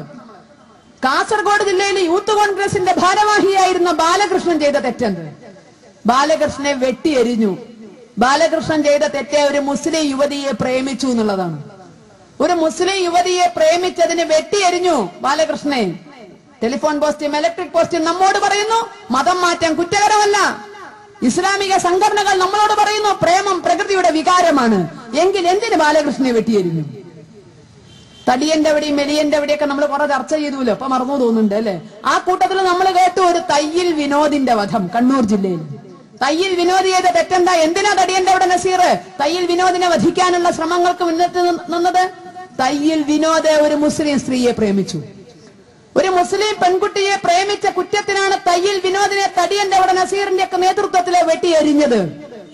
പ്രേമം പ്രകൃതിയുടെ വികാരമല്ലേ? മതം മാറ്റം ഭരണഘടന അനുശാസിക്കുന്നതല്ലേ? എന്തിനു നിങ്ങൾ ഇവർക്ക് വധശിക്ഷ വിധിച്ചു? എവിടെയെങ്കിലും ഒരിടത്ത് നിങ്ങൾ ഇതുവരെ ശാന്തതയോടെ സമാധാനത്തോടെ ഒരു മുസ്ലിം പെൺകുട്ടിയെ സ്നേഹിച്ച കുടുംബങ്ങളെ ജീവിക്കാൻ വിട്ടിട്ടുണ്ടോ? നിങ്ങൾ അനുഭവം പറയാൻ പറ്റുമോ? എവിടെയെങ്കിലും ഉദാത്തമായ പ്രേമത്തിന്റെ പുറത്ത് മതം ഒന്നും മാറ്റാതെ മിശ്രവിവാഹിതരായി ജീവിച്ചാൽ പോലും നിങ്ങൾ അനുവദിക്കാറുണ്ടോ? എവിടെയെങ്കിലും അവരുടെ സ്വൈരത നിങ്ങൾ അംഗീകരിച്ചിട്ടുണ്ടോ? പക്ഷെ ഇന്ന് പാവപ്പെട്ട ഹിന്ദു കുട്ടികളെ മൊബൈൽ ഫോണിലൂടെയും മോട്ടോർ സൈക്കിളിലൂടെയും മയങ്ങുന്ന പുഞ്ചിരിയിലൂടെയും വളച്ചെടുത്തിട്ട് ചാന്തപൊട്ടൻ ചങ്കേലസം കാണിച്ച് ഐസ്ക്രീം കാണിച്ച് അവരുടെ ആ പ്രായത്തിന്റെ പക്വതയില്ലായ്മയെ ഒരുപാട് ഉപയോഗിക്കുമ്പോൾ, അതിനെ നിങ്ങൾ അംഗീകരിക്കുമ്പോൾ നിങ്ങൾ മറക്കരുതാത്തൊരു സത്യമുണ്ട്: ഞങ്ങളെ അരുതാത്തതൊന്നും പഠിപ്പിക്കരുത് എന്ന്. കാരണം നിങ്ങൾ ഞങ്ങളെ പഠിപ്പിക്കണോ? പ്രേമം കുറ്റകരമല്ല, അല്ലെങ്കിൽ പ്രേമം പ്രകൃതിയുടെ വികാരമാണ്, മതം മാറ്റം കുറ്റകരമല്ല. നമ്മളൊരു കൈ നോക്കിയാലോ, ഈ മൊബൈൽ ഫോണും മോട്ടോർ സൈക്കിളും മയങ്ങണ പുഞ്ചിരിയൊന്നും ആരുടെയും ജന്മാവകാശം ഒന്നുമല്ലല്ലോ. ഇതൊക്കെ ഇപ്പൊ ആര് വിചാരിച്ചാലും നടക്കും. മറ്റൊരു വിഭാഗം ഇതിനെ ഇതേ രൂപത്തിൽ പ്രതിരോധിക്കാൻ ശ്രമിച്ചാലോ? ചാന്തപൊട്ടൻ ചങ്കേലസും ഐസ്ക്രീമുമായിട്ട് ഒരു വിഭാഗം ഇറങ്ങിയാലോ? അതിനുള്ള ആണത്തൊക്കെ ഹിന്ദു സമൂഹത്തിന്റെ കയ്യിലുണ്ടാവും. പക്ഷെ നമ്മൾ ഒരിക്കലും ആ വഴി പോകില്ല എന്ന് അവർക്കറിയാം. കാരണം ഇന്ന് ഈ 4000 കുടുംബങ്ങളിൽ വീണ കണ്ണുനീര് നമ്മൾ കാണുന്നുണ്ട്. അതിന് പ്രതിവിധിയായി മറ്റൊരു 8000 കുടുംബത്തിൽ വീഴ്ത്തിയത് കൊണ്ട് നമുക്കൊന്നും നേടാനില്ല. അത് തിരിച്ചറിയുന്നത് കൊണ്ട് നമ്മൾ ഈ വഴിയെടുക്കില്ല. ഇത് പൂർണ്ണ ബോധ്യമുള്ളത് കൊണ്ടാണ് നമ്മുടെ തലയിൽ കയറി ഇത്തരത്തിൽ നിരങ്ങാൻ സാധിക്കുന്നത്. ഇതിന്റെ വിശദാംശങ്ങൾ എല്ലാവർക്കും അറിയാം. അതുകൊണ്ട് അതിലേക്കൊന്നും കടക്കണ്ട. നമുക്ക് ചോദിക്കാനുള്ളത്, നമ്മുടെ മനസ്സിനോട് ചോദിക്കാനുള്ളത്, ഇവിടുത്തെ നിങ്ങളുടെ ഓരോരുത്തരുടെയും അമ്മമാരുടെ പേറ്റുനോവിന്റെ വേദനയെങ്കിലും പേറ്റുനോവിന്റെ കൂലിയെങ്കിലും സംരക്ഷിക്കാൻ ഈ സമൂഹത്തിനാവില്ലേ എന്നുള്ളത്. ഇവിടുത്തെ പാവം അമ്മമാര് പെറ്റുപോറ്റി വളർത്തിയ മക്കളെ തട്ടിയെടുത്തുകൊണ്ട് എണ്ണം കൂട്ടുമ്പോ, അതിന്റെ പേരിൽ അഹങ്കരിക്കുമ്പോ, അതിന്റെ പേരിൽ അഭിമാനിക്കുമ്പോ, ആ അമ്മമാരുടെ മുലപ്പാല് കുടിച്ചു വളർന്ന ഓരോ സഹോദരന്മാരും ചിന്തിക്കുക, അവരുടെ കണ്ണീര് അവസാനിപ്പിക്കാനുള്ള തന്റെ ഇടം, ആണത്വം നമ്മുടെ കയ്യിലില്ലേ? ഇല്ല എങ്കിൽ അത് ഉജ്ജ്വലിപ്പിച്ചേ നമുക്ക് മതിയാകുള്ളൂ. കാരണം നമ്മൾ ജീവിക്കും, നമ്മൾ വരാനുള്ള കൈലാസം നന്നാവാനൊന്നല്ല ശിവരാത്രി നോക്കണം എന്നുള്ളത്. ഏറ്റവും പ്രധാനം മനുഷ്യനെ സംബന്ധിച്ച് അവന്റെ കുടുംബം, അവന്റെ രാഷ്ട്രം, എങ്ങനെയാ വലുതാവുക. അതിൽ ഈ കുടുംബത്തിന്റെ കെട്ടുറപ്പ് തകർക്കുന്ന വിധത്തില് മക്കളെ തട്ടിക്കൊണ്ടുപോകുമ്പോ പ്രതികരിക്കാൻ, പ്രതിഷേധിക്കാൻ നമുക്ക് ബാധ്യതയില്ലേ? ആ ബാധ്യത ഹിന്ദു ഐക്യവേദി ഏറ്റെടുക്കുന്നുണ്ട്. ഇനി ഒരു കുടുംബത്തിലും ഇത്തരത്തിലുള്ള കണ്ണുനീര് വീഴില്ല എന്ന് നമ്മൾ ഓരോരുത്തരും മനസ്സുകൊണ്ട് ഉറപ്പിച്ചിട്ടുണ്ട്. കാരണം ഇത് വെള്ളരിക്കാ പട്ടണമൊന്നുമല്ല. 4000 പെൺകുട്ടികളെ പോകുന്നത് വരെ നിസ്സംഗതയോടെ നിർവികാരതയോടെ നമ്മൾ ഇരുന്നു. ഇനിയും നമുക്ക് അത്തരത്തിൽ ഇരിക്കാൻ കഴിയില്ല. നമുക്കറിയാം ഇതിന്റെ പ്രധാന കാരണങ്ങൾ എവിടെ തുടങ്ങുന്നു എന്ന്. ഈ നാട്ടിൽ കഴിഞ്ഞ 10-20 വർഷത്തിലധികമായിട്ട് കള്ളക്കടത്തും കള്ളനോട്ടും കള്ളപ്പണവും കൊലൽപ്പണവും കുത്തി ഒഴുകിയപ്പോ അധ്വാനിച്ച് ജീവിക്കുന്നവന് ഒരു ശവം വെക്കാൻ പോലും സ്ഥലമില്ലാതെ പുറംപോക്കുകളിലേക്ക് അവൻ ഓടി ഒളിക്കേണ്ടി വന്നപ്പോ, അവനൊരു തൊഴിലിന് വേണ്ടി കണ്ടവന്റെ മുന്നിൽ കൈനീട്ടേണ്ടി വന്നപ്പോ, അധ്വാനിക്കുന്നവനും ധർമ്മിഷ്ഠനായി ജീവിക്കുന്നവനും ജീവിക്കാൻ പറ്റാത്തൊരു സാഹചര്യം ഉണ്ടാക്കിയപ്പോ ഇവിടെ അന്വേഷിക്കാൻ ഒരു ഭരണകൂടം ഉണ്ടായിരുന്നില്ല. എവിടുന്ന് ഈ പണം വരുന്നു എന്ന്. കൃഷി നശിച്ച കേരളത്തില്, വ്യവസായമില്ലാത്ത കേരളത്തില് എവിടുന്ന് പുത്തൻ പണക്കാർ ഉയർന്നു വരുന്നു എന്ന് ആരും ചോദിച്ചില്ല. ആകാശം മുട്ടുന്ന മാളികകൾ ഓരോ അങ്ങാടികളിലും പൊന്തിയപ്പോ, ചില്ലു കൊട്ടാരങ്ങൾ ഉയർന്നപ്പോ, കോടികളുടെ മുതൽ മുടക്ക് ഓരോ അങ്ങാടിയിലും വന്നപ്പോ, ഇവിടുത്തെ ഓരോ ഇഞ്ച് ഭൂമിക്കും കോടികൾ വിലയിട്ടുകൊണ്ട് പിടിച്ചെടുത്തപ്പോ, ഭൂമാഫിയകൾ തടിച്ചു കൊഴുത്തപ്പോ അന്വേഷിച്ചില്ല ഇവിടുത്തെ ഭരണകൂടങ്ങള് എവിടെ നിന്ന് പണമെന്ന്. അന്ന് അന്വേഷിച്ചിരുന്നെങ്കിൽ, ഈ പണത്തിന്റെ സോഴ്സ് അടക്കാൻ കഴിഞ്ഞിരുന്നെങ്കിൽ, കള്ളപ്പണവും കള്ളക്കടത്തും കള്ളനോട്ടും കൊലപ്പണവും അത് നിയന്ത്രിക്കാൻ കഴിഞ്ഞിരുന്നെങ്കിൽ ഇന്ന് നമ്മുടെ മക്കളെ നഷ്ടപ്പെടുമായിരുന്നില്ല. അന്ന് ഇവിടുത്തെ മണ്ണിനും വിണ്ണിനും കള്ളപ്പണം വിലയിട്ടപ്പോ നിസ്സംഗതയോടെ ഇവിടുത്തെ ഭരണകൂടം ഇരുന്നു. നിർവികാരതയോടെ ഇവിടുത്തെ ഹൈന്ദവ സമൂഹം അതിനെ കണ്ടു. ഇതൊക്കെ എന്നും ഇങ്ങനെയല്ലേ, ദുഷ്ടം പന പോലെ വളരട്ടെ, ഇതിനൊരു അവസാനമുണ്ട് എന്ന് വിചാരിച്ച് നിർവികാരതയോടെ ഹിന്ദു ഇരുന്നു. അല്ലേ? രാമനേക്കാൾ സമ്പൽ സമൃദ്ധി രാവണനുണ്ടായിരുന്നു. ആളും അർത്ഥവും ആയുധവും അധികാരവും രാവണനായിരുന്നു കൂടുതൽ. ശ്രീരാമചന്ദ്രൻ ഒരു സൈക്കിൾ പോലും ഉള്ളതായിട്ട് നമ്മൾ കേട്ടിട്ടില്ല. രാവണന് വിമാനം തന്നെ സ്വന്തം എന്നും. അതാണ് ഈ അത്യന്താധുനിക വാഹനമൊക്കെ. അങ്ങനെ അധർമ്മികളുടെ പക്ഷത്തായിരിക്കും പലപ്പോഴും കൂടുതൽ വരിക. എല്ലാം അന്ന് വിമാനത്ത് തുടങ്ങിയതാണെങ്കിൽ ഇന്ന് പലതും. ഇതൊക്കെ കണ്ട് നിർവികാരതയോടെ ഇരുന്നു. ഇതൊക്കെ ഒരു വളർച്ചയുള്ളൂ. പനയ്ക്കൊരിക്കലും കാതലോടില്ല. പനി ഒരിക്കലും കാതലോടാണ്ടൊക്കെ കാലം ഉണ്ടാവൂല്ല. അപ്പോ അത് വിചാരിച്ച് നിർവികാരതയോടെ ഇരുന്നു. ഒരു പിടി വോട്ടിനും ഏതാനും കെട്ട് നോട്ടിനും വേണ്ടിയിട്ട് ഭരണകൂടങ്ങൾ നിസ്സംഗത അഭിനയിച്ചു. ഇതിനൊക്കെ പച്ചക്കൊടി വീശിക്കൊടുത്തു. അന്ന് മണ്ണിനും വിണ്ണിനും വിലയിട്ടിയ കള്ളപ്പണവും കള്ളക്കടത്തും കള്ളനോട്ടും കൊലൽപ്പണവും ഇന്ന് നമ്മുടെ അമ്മ പെങ്ങന്മാരുടെ മാനത്തിന് വിലയിട്ടിരിക്കുന്നു. ഇനി സർക്കാരിന് സംഗത വെടിയില്ല, പക്ഷെ നമുക്ക് നിർവികാരത വെടിയണ്ടേ? 10 പലതുല്ലേ? സർക്കാർ പറഞ്ഞ സൂത്രക്ക തൊണ്ട തൊടാണ്ട വിഴുങ്ങോണ്ട് 1 2 കുടുംബത്തുള്ളൂ. 10 പലതുണ്ടെങ്കിൽ കൊണ്ടോയി എണ്ണം കൂട്ടിക്കോട്ടെ എന്ന് വെക്കായിരുന്നു നമുക്ക്. ഇല്ല, 1 2 ഉള്ളൂ. സംരക്ഷിക്കണ്ടേ? ഇത് സംരക്ഷിക്കാനെങ്കിലും നമുക്ക് സാധിക്കണ്ടേ? ഹിന്ദു രാഷ്ട്രം ഉണ്ടാക്കാനല്ല ചോദിക്കണത്, നമ്മുടെ മക്കളെ സംരക്ഷിക്കാൻ. അതിന് ഹിന്ദുവിന് അല്പം നമ്മുടെ സ്വന്തം കാര്യം പറയുന്നതുകൊണ്ട് അബദ്ധമുണ്ടോ? അതുകൊണ്ട് ഇവിടുത്തെ മതേതരത്വം തകരാണെങ്കിൽ, അതുകൊണ്ട് ഇവിടുത്തെ മതേതരത്വം അറബിക്കടലിൽ പോവാനെ അങ്ങോട്ട് പോയിക്കോട്ടെ, നമ്മളത് താങ്ങി നിർത്താൻ എന്നൊക്കെ ഏറ്റിട്ടൊന്നുമില്ല. സ്വന്തം മക്കൾക്ക് വേണ്ടിയെങ്കിലും ചില കാര്യങ്ങൾ തുറന്നു പറഞ്ഞത് കൊണ്ട് പോകുന്ന മതേതരത്വം. അങ്ങനെ തുമ്മിയാ ധരിക്കണ മൂക്കാണെ അതാണ് പോട്ടെ. അപ്പൊ മൂക്കില്ലാണ്ട് ശ്വസിക്കാനുള്ള വഴി ദൈവം കാട്ടിത്തരും. അങ്ങനെ തുമ്മിയാ ധരിക്കണതാണ്, അതാണ് പൊയ്ക്കോട്ടെ എന്ന് വെക്കാൻ ഹൈന്ദവ സമൂഹം തയ്യാറായിരിക്കുന്നു. കാരണം നഷ്ടപ്പെടുന്നത് മക്കളെയാണ്. ഇവിടെ എല്ലാം വഴിയിലൂടെയും നമുക്ക് സംരക്ഷിച്ചേ മതിയാകുള്ളൂ. പ്രതിഷേധവും പ്രതിരോധവും എല്ലാം, അല്ലെങ്കിൽ അത് നാളെ പ്രതികാരമായി മാറും. അത് ഈ സമൂഹത്തിന് താങ്ങാൻ കഴിയില്ല. അതുകൊണ്ട് പ്രതിഷേധം വേണം, പ്രതിരോധം വേണം. ഇവിടെ എന്താ സംഭവിക്കുന്നത്? ഇവിടുത്തെ സമാജത്തിന്റെ വിലയിരുത്തൽ, സമൂഹത്തിന്റെ വിലയിരുത്തല്, മുസ്ലിം കുട്ടിയേക്ക് മതം പഠിക്കാം, കുഴപ്പമില്ല.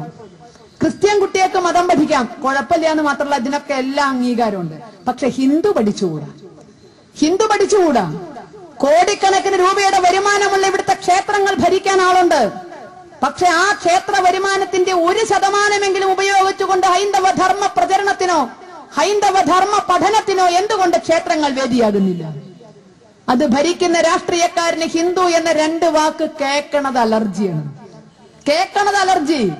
നമ്മുടെ പ്രശസ്ത സംഗീതജ്ഞൻ ജയവിജയന്മാരിലെ ജയൻ സാറ്, മനോജ് കെ ജയന്റെ പിതാവ്, അദ്ദേഹത്തിന് പറ്റിയ അബദ്ധം നമ്മൾ ഓരോരുത്തരും മനസ്സിലാക്കി. ചേർത്തലയ്ക്കടുത്തൊരു ക്ഷേത്രത്തില് കച്ചേരിക്ക് വന്നപ്പോ കച്ചേരിക്കൊടുവിൽ ആ പാവം പാട്ട് നിർത്തി അറിയാതെ ചില കാര്യങ്ങൾ ഉള്ളിലുള്ളത് പറഞ്ഞുപോയി. ഹിന്ദുക്കൾ ആധ്യാത്മികത പഠിക്കണം, കുട്ടികളിലേക്ക്. അദ്ദേഹം ഈ ചുറ്റുപാടുകളെ കണ്ടു തന്നെയായിരിക്കാം പറയണത്. ആധ്യാത്മികത പഠിക്കണം, ക്ഷേത്ര കാര്യങ്ങളൊക്കെ മനസ്സിലാക്കി കുട്ടികൾ വളരണം. ഇതിനെ അവിടുത്തെ ഡിവൈഎഫ്ഐക്കാരനെതിരേറ്റത് ആ പാവം സംഗീതജ്ഞനെ വേദിയിൽ നിന്ന് വിളിച്ചിറക്കി കൊണ്ടുപോയി അടിച്ചോടിച്ചിട്ടാണ്. അടിച്ചോടിച്ചു. ഒരു ക്ഷേത്രപ്പറമ്പിൽ ഹിന്ദു എന്ന 2 അക്ഷരം കേട്ടാൽ എന്തേ ഡിവൈഎഫ്ഐക്കാരന് വിരളി വരാൻ? ക്ഷേത്രം ഭരിക്കാൻ ആ മടിയില്ലല്ലോ. ക്ഷേത്ര കമ്മിറ്റികളിൽ വരാൻ, ക്ഷേത്രത്തിന്റെ ഭണ്ഡാരത്തിന് കാവലിരിക്കാൻ അതിനൊരിക്കലും മടിയില്ലല്ലോ. അസല് കറകളഞ്ഞ കമ്മ്യൂണിസ്റ്റുകാരനായ സുധാകരന് ദേവസ്വം ഭരിക്കാമെങ്കിൽ ഒരു ക്ഷേത്രത്തിന്റെ അകത്ത് ഹിന്ദു എന്ന 2 അക്ഷരം കേൾക്കുമ്പോൾ എന്തിന് ഇത്രയും അലർജി വരുന്നു? ഇവിടുത്തെ പള്ളികളിലൊക്കെ തന്നെ മുസ്ലിം പള്ളികളിലെ വെള്ളിയാഴ്ച തോറും കുത്തുബ നടക്കാറുണ്ട്. ഡിവൈഎഫ്ഐക്കാരനോട് ചോദിച്ചിട്ടാണ് അവിടെ എന്താണ് സംസാരിക്കേണ്ടതെന്ന് തീരുമാനിക്കുന്നത്. എത്ര പള്ളികളിൽ ഡിവൈഎഫ്ഐക്കാരൻ പ്രശ്നം ഉണ്ടാക്കിയിട്ടുണ്ട്? നിങ്ങൾ ഇസ്ലാമിന്റെ കാര്യം പറയണമെന്ന് പറഞ്ഞിട്ട് നിങ്ങൾ പരലോകത്തെ പറ്റി പറഞ്ഞാൽ മതി, ഇസ്ലാമിന്റെ കാര്യം പറയണ്ട എന്ന് പറഞ്ഞ് എത്ര പള്ളികളിൽ ഡിവൈഎഫ്ഐക്കാരൻ കയറി പ്രശ്നം ഉണ്ടാക്കിയിട്ടുണ്ട്? ഡിവൈഎഫ്ഐക്കാരന്റെ സീറ്റ് മേടിച്ചാണോ കുത്തുബ പറയുന്നത്? ഇവിടുത്തെ സർവ്വ ക്രിസ്ത്യൻ പള്ളികളിലും ഉപദേശ പ്രസംഗങ്ങളുണ്ട്, ഇടയ ലേഖനങ്ങൾ ഇറങ്ങുന്നുണ്ട്. ഡിവൈഎഫ്ഐക്കാരന്റെ തിട്ടൂരം മേടിച്ചാണോ കൊടുക്കുന്നത്? പക്ഷെ ഹിന്ദുവിന്റെ അമ്പലത്തില് ഹിന്ദു എന്ന 2 അക്ഷരം പറയണമെങ്കിൽ ആദ്യം തമ്പ്രാക്കന്മാരെന്നെ അനുവാദം വാങ്ങണം. ബാക്കി ഉലകത്തിലുള്ള എന്ത് കാര്യം പറയാം,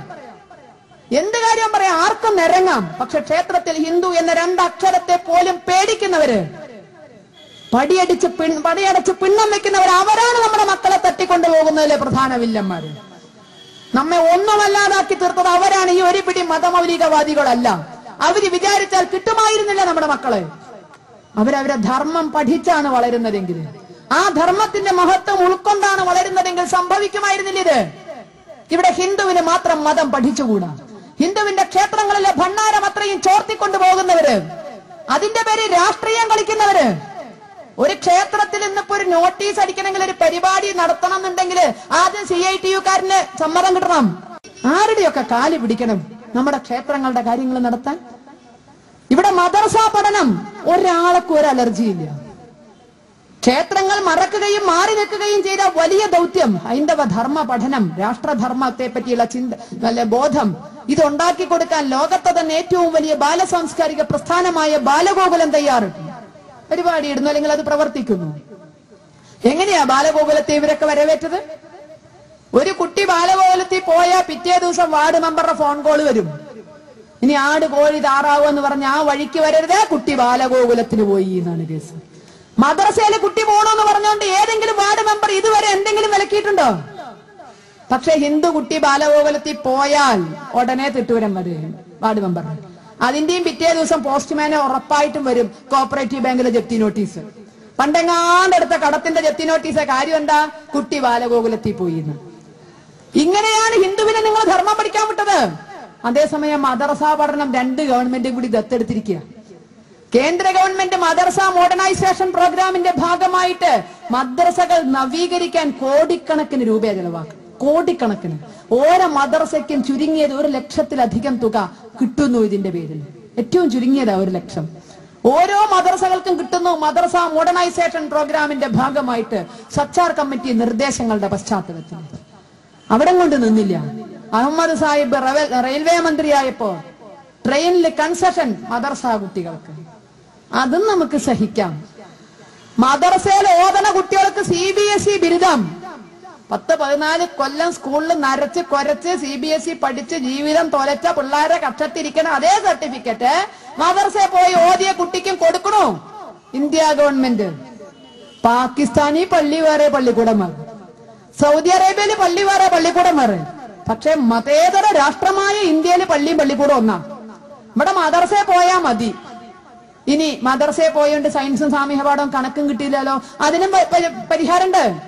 കേന്ദ്ര ഗവൺമെന്റ് അധ്യാപകരെ വെക്കുന്നു. താൽക്കാലിക അടിസ്ഥാനത്തിൽ കരാർ അധ്യാപകരെ വെക്കുന്നു. 6000-ഉം 12,000-ഉമാണ് ശമ്പള നിരക്ക്. ബിരുദധാരിയാണെങ്കിൽ 6000 രൂപ, PGയും B.Edും ഉണ്ടെങ്കിൽ 12,000 രൂപ. കേരളത്തിൽ ഇതൊന്നും കിട്ടാത്തത് മദ്രസ ബോർഡില്ലായിട്ടാണ്. മദ്രസ ബോർഡ് ഉണ്ടാക്കാൻ പോലും പേടിച്ച് നിൽക്കുകയാണ്. കാരണം ഇതെങ്ങാനും മറ്റുള്ളവർ ഇതിന്റെ പാഠ്യപദ്ധതി എന്താന്ന് കണ്ടാലോ. അതുകൊണ്ട് മദ്രസ ബോർഡ് വേണ്ട. കാന്തവരടക്കമുള്ളവർ വഴിതിരിഞ്ഞ് നിൽക്കൊണ്ടാണ് കേരളത്തിന് CBSE ബിരുദമോ 6000-ഉം 12,000-ഉം രൂപ നിരക്കിൽ അധ്യാപകരെയും കിട്ടാത്തത്. മദ്രസ ബോർഡ് ഇല്ലാത്തതുകൊണ്ടാണ്. ബോർഡ് വന്നാൽ ഇതൊക്കെ കിട്ടും. ഉത്തർപ്രദേശിൽ IAS സെലക്ഷൻ കിട്ടിക്കഴിഞ്ഞു. വെറും മദ്രസ ബിരുദം മാത്രം വെച്ചിട്ട് കിട്ടിക്കഴിഞ്ഞു. സച്ചാർ കമ്മിറ്റി നിർദ്ദേശം നടപ്പായി.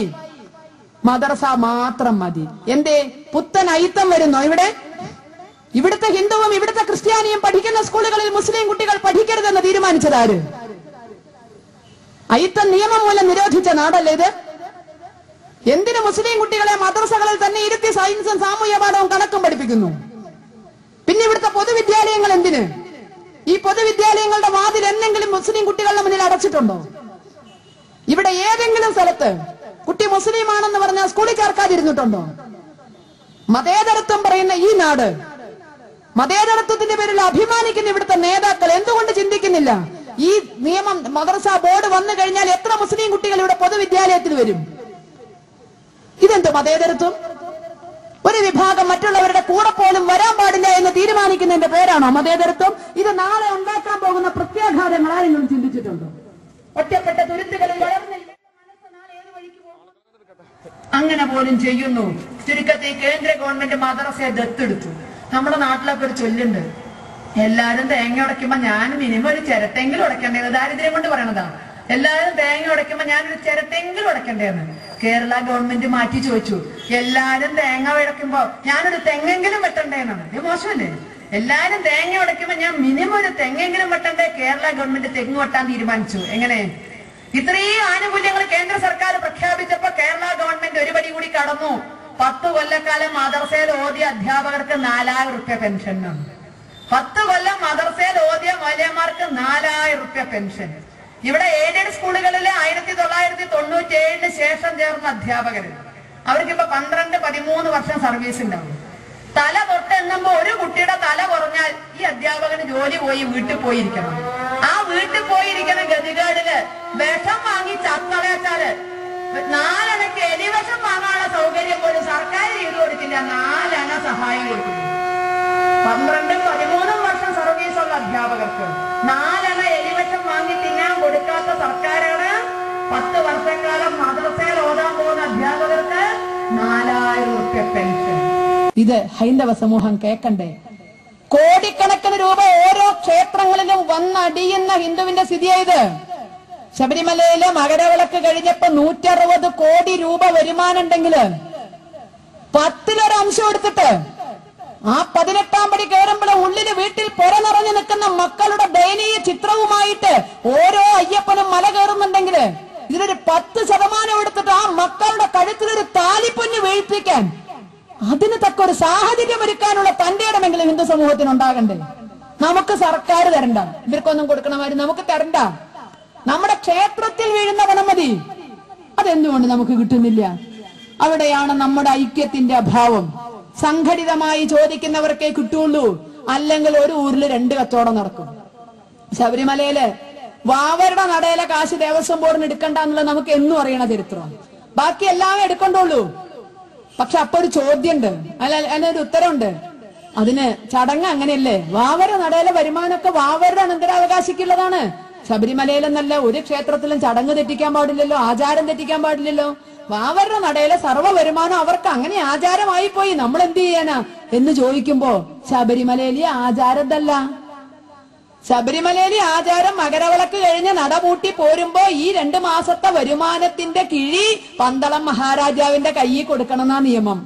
ദേവസ്വം ബോർഡും സർക്കാരും കൊണ്ടുപോകണമെന്നല്ല. അവിടെ നമ്മൾ ആചാരം മാറ്റിയില്ലേ? പേരിനൊരു കിഴിപ്പണം, അല്ല പണം ഉണ്ടോന്ന് പന്തളം മഹാരാജാവിന് അയ്യപ്പസ്വാമിക്കും അറിയാം. പേരിനൊരു കിഴിപ്പണം താക്കോല് കൊടുക്കുമ്പോ പന്തളം മഹാരാജാവിന്റെ കയ്യിൽ കൊടുക്കും, പേരിനൊരു കിഴിപ്പണം. അതുപോലെ പേരിനൊരു കിഴിപ്പണം വാവരുടെ അനന്തരാവകാശിക്ക് കൊടുക്കാൻ എന്തേ നമുക്ക് ബുദ്ധിമുട്ട്? പന്തളം മഹാരാജാവിന്, അയ്യപ്പസ്വാമിയെ വളർത്തി വലുതാക്കിയ പന്തളം മഹാരാജാവിന്, അതിന്റെ നാഥനായ പന്തളം മഹാരാജാവിന് ആചാരത്തിന്റെ ഭാഗമായ കിഴിപ്പണം കൊണ്ട് സംതൃപ്തനായി തിരിച്ചു പോരാമെങ്കിൽ വാവരുടെ അനന്തരാവകാശിക്കും കിഴിപ്പണം കൊടുത്താ പോരെ? കോടികൾ വാരിക്കൂട്ടിക്കൊണ്ടല്ലേ അവിടുന്ന് പോരുന്നത്? ചെലവിനെങ്കിലും ബാധ്യതയില്ലേ? നമ്മൾ ചിന്തിച്ചു നോക്കാം. ഒരു വീട്ടില് 2 കുടുംബം താമസിക്കുന്നുണ്ടെങ്കിൽ അത്യാവശ്യം ചെലവെങ്കിലും ഷെയർ ചെയ്യേണ്ട അതിനകത്ത്. അതല്ലേ ഒരു മര്യാദ? ശബരിമലയിൽ കോടിക്കണക്കിന് രൂപ ഇലക്ട്രിസിറ്റി ബില്ല് അടക്കുന്നുണ്ട്, വാട്ടർ അതോറിറ്റിക്ക് കൊടുക്കുന്നുണ്ട്, പൊതുജനാരോഗ്യ വകുപ്പിന് കൊടുക്കുന്നുണ്ട്. തൊട്ട 99 സർക്കാർ വകുപ്പുകളും അവിടുന്ന് കോടികൾ കൊണ്ടുപോകുമ്പോ വാവരുടെ നടയിൽ ഇത് ചെലവിന്റെ എത്ര ഭാഗം വഹിക്കുന്നു? വാവരുടെ നടയിൽ ബൾബ് എത്തിക്കുന്നില്ലേ? ഈ വരുന്ന അയ്യപ്പൻ അവിടേക്കും കൂടി പോകുമ്പോ ഈ കറണ്ട് ചാർജിൽ എത്ര ശതമാനം വാവരുടെ നടയിൽ നിന്നുള്ള പണം കൊണ്ട് അടയ്ക്കുന്നുണ്ട്? വാട്ടർ അതോറിറ്റിക്ക് കൊടുക്കുന്നതിൽ എത്ര ശതമാനം വാവരുടെ നടയിൽ നിന്ന് കൊടുക്കുന്നുണ്ട്? ഇപ്രാവശ്യം പോലീസുകാർ ആഭ്യന്തര വകുപ്പ് പുതിയൊരു ആവശ്യം കൂടി പറഞ്ഞ ആൾക്കൊന്നൊക്കെ 250 ഉറുപ്പ്യ ക്ഷേത്രത്തിൽ നിന്ന് ബത്ത കൊടുക്കണമെന്ന് പോലീസുകാരന്. വാവരുടെ നടയിൽ എത്ര രൂപ കൊടുക്കുന്നു ആഭ്യന്തര വകുപ്പിലേക്ക്? ചെലവെങ്കിലും ഷെയർ ചെയ്യുക എന്നുള്ളൊരു ലോക മര്യാദ പോലും എന്തുകൊണ്ട് വാവരുടെ നടയിൽ നടക്കുന്നില്ല?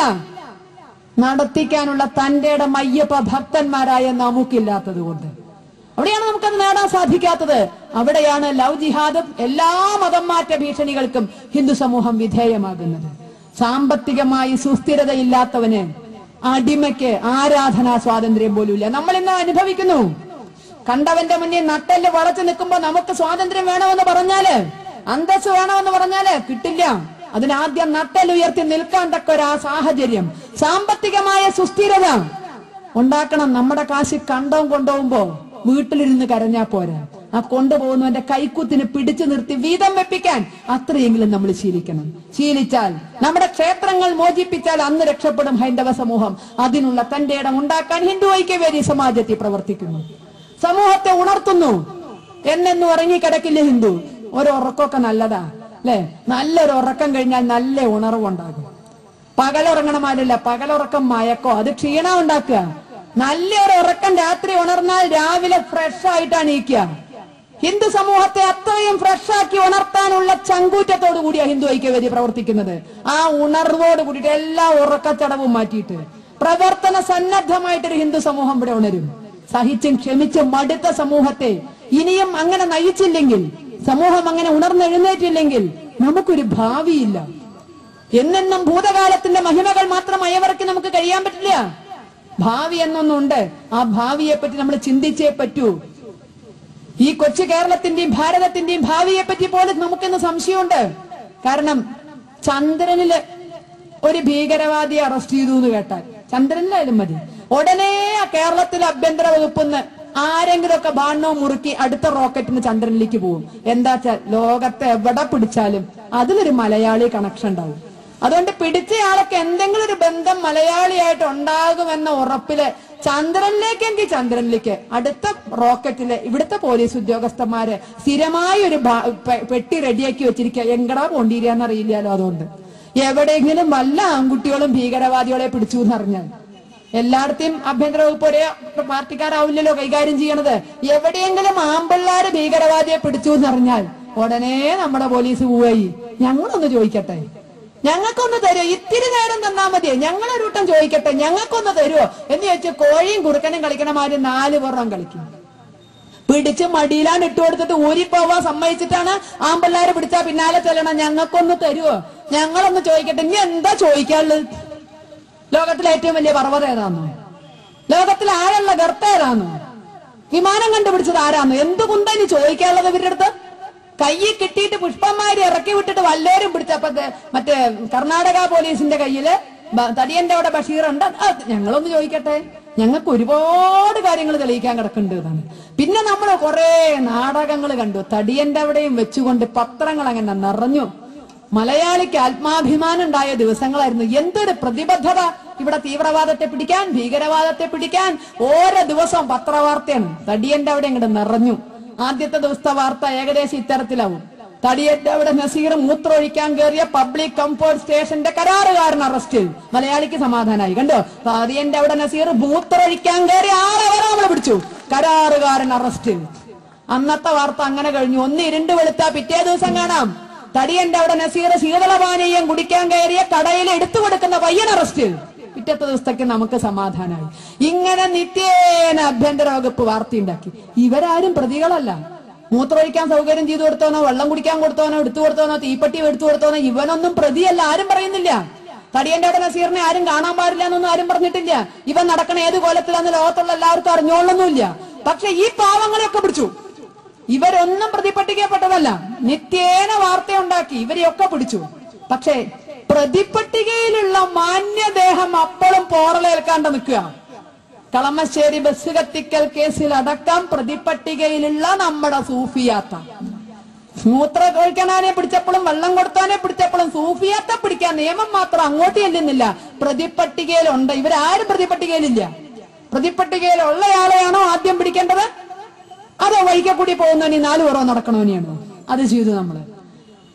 കോടതി പറഞ്ഞു പിടിച്ചോളൂ, കുഴപ്പമില്ല. എന്നാലും പിന്നെയും അല്ലെ, പണ്ട് ഞങ്ങളുടെ അവിടേക്കൊക്കെ ഒരു ഇത് പറയാറുണ്ട്, പണ്ട് ഈ സംബന്ധമൊക്കെ നടക്കണ കാലത്ത് വീട്ടിലെ സ്ത്രീകൾക്കാണ് അത്ര അന്ന് കൂടുതൽ അധികാരം. അപ്പൊ ഈ എന്തെങ്കിലും 1ഉം 2ഉം പറഞ്ഞ് ഭാര്യയും ഭർത്താവും കൂടെ തെറ്റിയാല് സംബന്ധക്കാരൻ നായന്മാര് പിണങ്ങി പോകത്തത്. അപ്പൊ ഈ പിണങ്ങി പോകുമ്പോ തോളത്തെ മുണ്ടൊക്കെ എടുത്തിട്ട് കുടഞ്ഞിട്ട് ഞാൻ ഇപ്പൊ പൂവിട്ടോ എന്ന് പറഞ്ഞ് ഉമ്മർപ്പടി വരെ വരും. ഉമ്മർപ്പടി എത്തുമ്പോ ഒന്നും കൂടി തിരിഞ്ഞിട്ട് ഒന്നും കൂടി കൊടയിട്ടാ ഞാൻ ഇപ്പൊ പൂവിട്ടോ, തിരിച്ചു വിളിക്കണച്ചിട്ടാണ് ഞാൻ ഇപ്പൊ പൂവിട്ടോ എന്ന് പറഞ്ഞ പഠിക്കലെത്തിയാ പിന്നെയും കൊടയിത്രേ.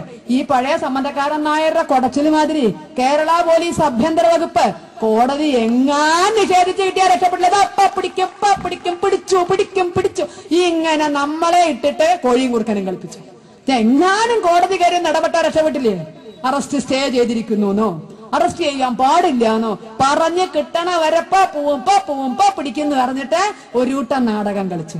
അവസാനം ഇവിടെ പിടിച്ചില്ലേ വല്ലവരും കൊണ്ടുപോകും എന്ന് ഉറപ്പായപ്പോ, കൊണ്ടായാൽ ഇവിടുത്തെ മതേതരത്വം എല്ലായിടത്തും ഉണ്ടായിക്കൊള്ളണമെന്നില്ലല്ലോ. നിയമത്തിന് മതമില്ലല്ലോ. വിശപ്പിന് മതമില്ലാത്തമാരിനെ മറ്റു പല സംസ്ഥാനങ്ങളിലും നിയമത്തിന് മതമില്ല. അതുകൊണ്ട് അങ്ങനെ ആരെങ്കിലും കൊണ്ടുവന്നായപ്പോ അവസാനം നമ്മുടെ മാന്യ മഹദിയെ അറസ്റ്റ് ചെയ്തത് കാണാനുള്ള ഭാഗ്യം എനിക്ക് നിങ്ങൾക്കും ഉണ്ടായി. ലൈവ് ടെലികാസ്റ്റ് ആയിരുന്നു സൂഫിയാത്താന്റെ അറസ്റ്റ്. എല്ലാരും കണ്ടില്ലേ? ലൈവ് ടെലികാസ്റ്റ് അല്ലെ? അതില് നല്ല രസമുള്ളൊരു ചിത്രം കണ്ടു. സ്വന്തം വണ്ടിയില് സ്വന്തക്കാരും ബന്ധുക്കാരും ഒക്കെ കേറിയപ്പോ പാവം വനിതാ SI 4 പുറം പോയ ഞാനും കൂടി ഒന്ന് അതിന്റെ ഉള്ളിൽ കയറട്ടെ, ഒരു ഇഞ്ച് സ്ഥലം, ഒരു ചന്തി വെക്കാൻ സ്ഥലം തന്നാൽ മതി, ഞാനും കൂടി ഒന്ന് കയറട്ടെ എന്ന് ചോദിച്ചാൽ എനിക്കാണ് ഇതിന്റെ അറസ്റ്റിന്റെ ഉത്തരവാദിത്തം, ഞാനും കൂടി ഒന്ന് കയറട്ടെ. പണ്ട് ഈ നാട്ടില് TV ഒക്കെ വന്ന കാലത്തെ നാട്ടിലൊരു വീട്ടിലൊക്കെ TV ഉണ്ടാവുള്ളൂ. അപ്പൊ നാട്ടുകാരൊക്കെ കൂടി സിനിമ കാണാനൊക്കെ വരും. ഭയങ്കര തിരക്കാ ഓരോ ഷോയ്ക്കും. അപ്പൊ ഒരു ദിവസം ഒരു സിനിമ നടക്കുമ്പോ പിന്നൊരു വിദ്യ അങ്ങനെ തിരക്കി വരിക അത്ര. അപ്പൊ ഈ തിരക്കി വരുമ്പോ അതിന്റെ മുന്നിലുള്ള പറഞ്ഞു, താൻ എന്താടാ ഈ കാണിക്കണം, ഞങ്ങളൊക്കെ ഈ സിനിമ കാണാൻ തന്നെ വന്നത്, താൻ എങ്ങടാ ഈ പോണെന്ന് ചോദിച്ചു. ഞാൻ ഈ വീട്ടുകാരനാണ്, ഇതിന്റെ അകത്തൊക്കെ ഒന്ന് കയറാനാണ് എന്ന് പറഞ്ഞു അത്ര. ഞാൻ ഈ വീട്ടിന്റെ ഉടമസ്ഥൻ, അതിന്റെ അകത്തൊക്കെ ഒന്ന് കയറി പറ്റാനാന്ന് പറഞ്ഞു എന്ന് കേട്ടിട്ടുണ്ട്. അതുമാതിരി ഞാൻ ഈ അറസ്റ്റിന്റെ ഉദ്യോഗസ്ഥൻ, ഞാൻ ഒന്നതിന്റെ ഉള്ളിൽ ഒരു അരച്ചന്തി വെച്ചോട്ടെ എന്ന് ചോദിച്ചു പാവം വനിതാ SI 4 പുറവൂട്. ഇതൊക്കെ കാണാനുള്ള ഭാഗ്യം നമുക്കുണ്ടായി. സ്വന്തം വണ്ടിയില് സ്വന്തക്കാരുടെ ഒപ്പം കൊണ്ടുപോകണ കണ്ടപ്പോ എന്റെ മനസ്സ് തോന്നിയത്, പുതിയാപ്പിളന്റെ അടുത്തേക്ക് പുതിയണ്ണിനെ കൊണ്ടുപോകുന്ന ഒരു ചേലാണ് എനിക്കത് കണ്ടപ്പോ തോന്നിയത്. ആകെ ഒറ്റ കുറവേ ഉണ്ടായിരുന്നുള്ള ഒരു ഒപ്പനപ്പാട്ടുണ്ട്. ഒരു ഒപ്പനപ്പാട്ടും കൂടി ഉണ്ടെങ്കിൽ സംഗതി കുശാലായിരുന്നു. ബിരിയാണി ഉണ്ടായിരുന്നോ നിശ്ചല്ല, അത് ലൈവ് ടെലികാസ്റ്റിൽ കണ്ടില്ല. ബാക്കി എല്ലാം ഒപ്പിച്ചുകൊണ്ട് ഒരു പുതിയണ്ണിനെ കൊണ്ടുപോകുന്ന ഒരു മട്ടാണ് സത്യം പറഞ്ഞാൽ നമുക്കത് കണ്ടപ്പോ തോന്നിയത്. ആരെയാണ് ഇവർ അപമാനിച്ചത്? ഇവരപമാനിച്ചത് ഇവിടുത്തെ സംസ്കൃതിയെയാണ്.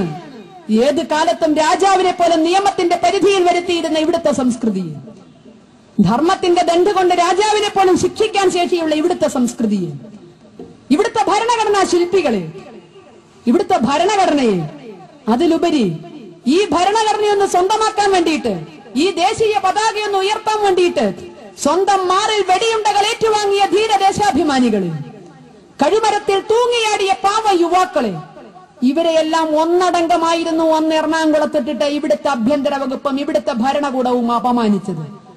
മഹാത്മാഗാന്ധിയെ ഇന്ദിരാഗാന്ധി അറസ്റ്റ് ചെയ്ത നാടാത്. മഹാത്മാഗാന്ധി ഇന്ദിരാഗാന്ധി നമ്മൾ അറസ്റ്റ് ചെയ്തിട്ടുണ്ട്. ലോകം ആരാധിക്കുന്ന മഹാത്മാഗാന്ധി അറസ്റ്റ് ചെയ്യാൻ 2 പോലീസ് കോൺസ്റ്റബിളും 1 ജീപ്പും മതിയായിരുന്നു നമുക്ക്. ദീർഘകാലം ഇന്ത്യയുടെ പ്രധാനമന്ത്രിയായിരുന്ന, അന്നും ജനകോടികൾ ആരാധിക്കുന്ന ഇന്ദിരാഗാന്ധിയെ അറസ്റ്റ് ചെയ്യാൻ 2 വനിതാ കോൺസ്റ്റബിളും 1 പോലീസ് ജീപ്പും മതിയായിരുന്നു നമുക്ക്. മഹാത്മാഗാന്ധിയെ ജീപ്പിൽ പോലീസുകാർക്ക് അറസ്റ്റ് ചെയ്ത് കൊണ്ടുപോകാമെങ്കിൽ, ഇന്ദിരാഗാന്ധിയെ ജീപ്പിൽ പോലീസുകാർക്ക് അറസ്റ്റ് ചെയ്ത് കൊണ്ടുപോകാമെങ്കിൽ ആരാണ് സൂഫിയ? ഇവിടുത്തെ മതേതരവാദികൾ രഹസ്യമായെങ്കിലും ഉത്തരം കണ്ടുപിടിക്കുക. ഇതെന്തുകൊണ്ട് സംഭവിച്ചു? അതിന് ഉത്തരം തേടി അധികം പോകണ്ട. 10 മണിക്കപ്പുറം കൊടുങ്ങല്ലൂർ ക്ഷേത്രത്തിൽ നിന്നാണെങ്കിൽ പോലും ഒരു മൈക്ക് വെച്ചാൽ പിടിക്കാൻ ഇവിടുത്തെ പോലീസുകാരുണ്ടായിരിക്കും ഇല്ലേ? 10 മണി എന്നുള്ള ഡെഡ് ലൈൻ കാത്തു നിൽക്കുക. പക്ഷെ നമ്മുടെ മദനി സാഹിബ് സംസാരിച്ചപ്പോ 10:30 മണിയായിട്ടും പോലീസുകാർക്ക് വാച്ചിലേക്ക് നോക്കാൻ സമയം ഉണ്ടായിരുന്നില്ല. കാരണം ഘോരം വാക്കുകൾ അങ്ങനെ വരികയായിരുന്നു. 10:30 മണിക്കും ആ നിയമം അതിനു മുന്നിൽ പഞ്ചപുച്ഛം അടക്കി നിന്നോ? എന്തുകൊണ്ട്? ഇതാണ് മതേതരത്വം. മദനിക്ക് മുന്നിൽ സമയം പോലും അറിയില്ല ഇവിടുത്തെ ആഭ്യന്തര വകുപ്പിന്. പഞ്ചപുച്ഛമടക്കി അവര് കാത്തുനിന്നു. പിന്നെ മദനി പറയാതിരിക്കോ? എനിക്ക് ഇവിടുത്തെ നിയമത്തെ പേടിയില്ല, എനിക്ക് പടച്ചോനെ മാത്രമേ പേടിയുള്ളൂ. എങ്കിൽ ആനുകൂല്യങ്ങൾ ഈ പടച്ചോൻ കൊണ്ട് കൊടുക്കില്ലേ? തല എണ്ണി ആനുകൂല്യങ്ങൾ പടച്ചോൻ കൊടുക്കില്ലേ? ജോലി പടച്ചോൻ കൊടുക്കില്ലേ? സ്കോളർഷിപ്പ് പടച്ചോൻ കൊടുക്കില്ലേ? സ്കോളർഷിപ്പ് കൊടുക്കേണ്ടത് ഇവിടുത്തെ ഭരണകൂടം, ജോലി കൊടുക്കേണ്ടത് ഇവിടുത്തെ ഭരണകൂടം, തുല്യത കൊടുക്കേണ്ടത് ഇവിടുത്തെ ഭരണകൂടം. പക്ഷെ പേടി പടച്ചോനെ മാത്രമേ ഉള്ളൂ. നിയമത്തെ അനുസരിക്കില്ല, രാഷ്ട്രത്തിന്റെ വ്യവസ്ഥകളെ അനുസരിക്കില്ല. ഇത് ചോദിക്കാൻ, നീതി നടപ്പാക്കാൻ തന്റെ ഇടമുള്ള ഏത് ഭരണകൂടം ഉണ്ടായിരിക്കും ഇവിടെ? അവിടെയും നമുക്ക് ഉണരാൻ സാധിക്കൂ. അവിടെയാണ് ഈ നാട് ഭീകരവാദിയുടെ സ്വന്തം നാടായത്. ഇല്ലാത്ത കാലം കെട്ടിപ്പിടിച്ച് കരയുന്ന ആഭ്യന്തര വകുപ്പ് മന്ത്രിയുള്ള നാട്ടിൽ ഇതിലപ്പുറം നടക്കും. കേരളം മതേതര സ്വർഗമാണ്, സ്വർഗമാണ്, സ്വർഗമാണെന്ന് ഇവിടുത്തെ എഴുത്തുകാരും ബുദ്ധിജീവികളും സാംസ്കാരിക നായകന്മാരും രാഷ്ട്രീയക്കാരും പറഞ്ഞു ഇന്ന് ഇവിടെ തീവ്രവാദി ഇല്ലാത്ത മുക്കില്ല, മൂലിയില്ല. നടന്നതെല്ലാം അവഗണിച്ചു നമ്മള്.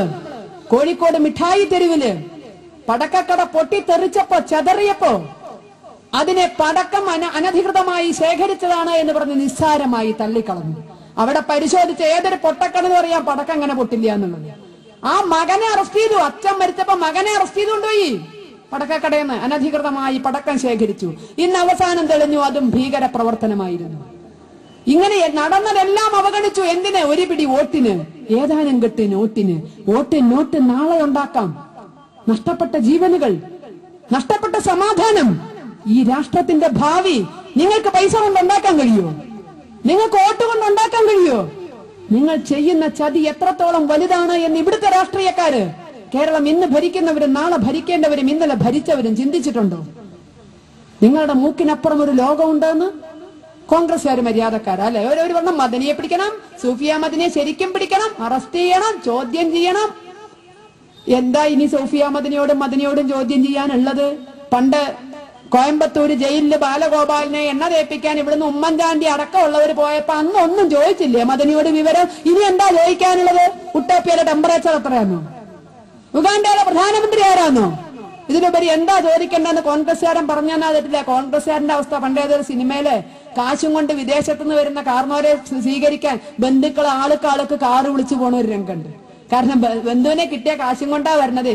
ആദ്യം വന്നോ കൊണ്ടുവരുതലോ വെച്ചിട്ട് എല്ലാരും കൂടി വണ്ടിയും കൊണ്ട് ചെല്ലണ ഒരു രംഗമുണ്ട്. ഇതുപോലെ UDF-കാരും വണ്ടിയും കൊണ്ട് പോയി, LDF-കാരും വണ്ടിയും കൊണ്ട് പോയി. പക്ഷെ ആദ്യം വന്ന വണ്ടി കയറി മദനി പോയപ്പോ ഇച്ഛാഭംഗത്തോടെ കോൺഗ്രസ്സുകാരന് ഇരിക്കുക. വണ്ടി മാറി കയറിയിരുന്നെങ്കിൽ മദനിക്ക് വേണ്ടി വാദിക്കാൻ കോൺഗ്രസ്സുകാരന് ഒരു പ്രശ്നമില്ല. ഇവിടുത്തെ 140 MLA-മാരും ഒപ്പുവെച്ചില്ലേ മദനിക്ക് വേണ്ടിയിട്ട്? നിയമത്തിന്റെ തടവിൽ കിടക്കുന്ന ഒരു വ്യക്തിക്ക് വേണ്ടിയിട്ട് 140 പേരും ഒപ്പുവെച്ചപ്പോ അന്ന് തോന്നാത്ത എന്താ, അല്ലെങ്കിൽ അന്ന് ചോദിക്കാത്ത എന്താ ഇനി ചോദിക്കാനുള്ളത്? ഇവിടുത്തെ രാഷ്ട്രീയക്കാരനും ബുദ്ധിജീവികളും സാംസ്കാരിക നായകന്മാരും പകർന്നുകൊടുത്ത ഊർജമാണ് ഈ കേരളത്തെ തീവ്രവാദിയുടെ സ്വന്തം നാടാക്കി മാറ്റിയത്. ഹിന്ദുവിനെതിരെ ഗർജിക്കാൻ, എഴുതാൻ ഒരു പ്രത്യേക ശക്തിയാണ് ഇവിടുത്തെ എഴുത്തുകാർക്ക്, സാംസ്കാരിക നായകന്മാർക്ക്, ബുദ്ധിജീവികൾക്ക്.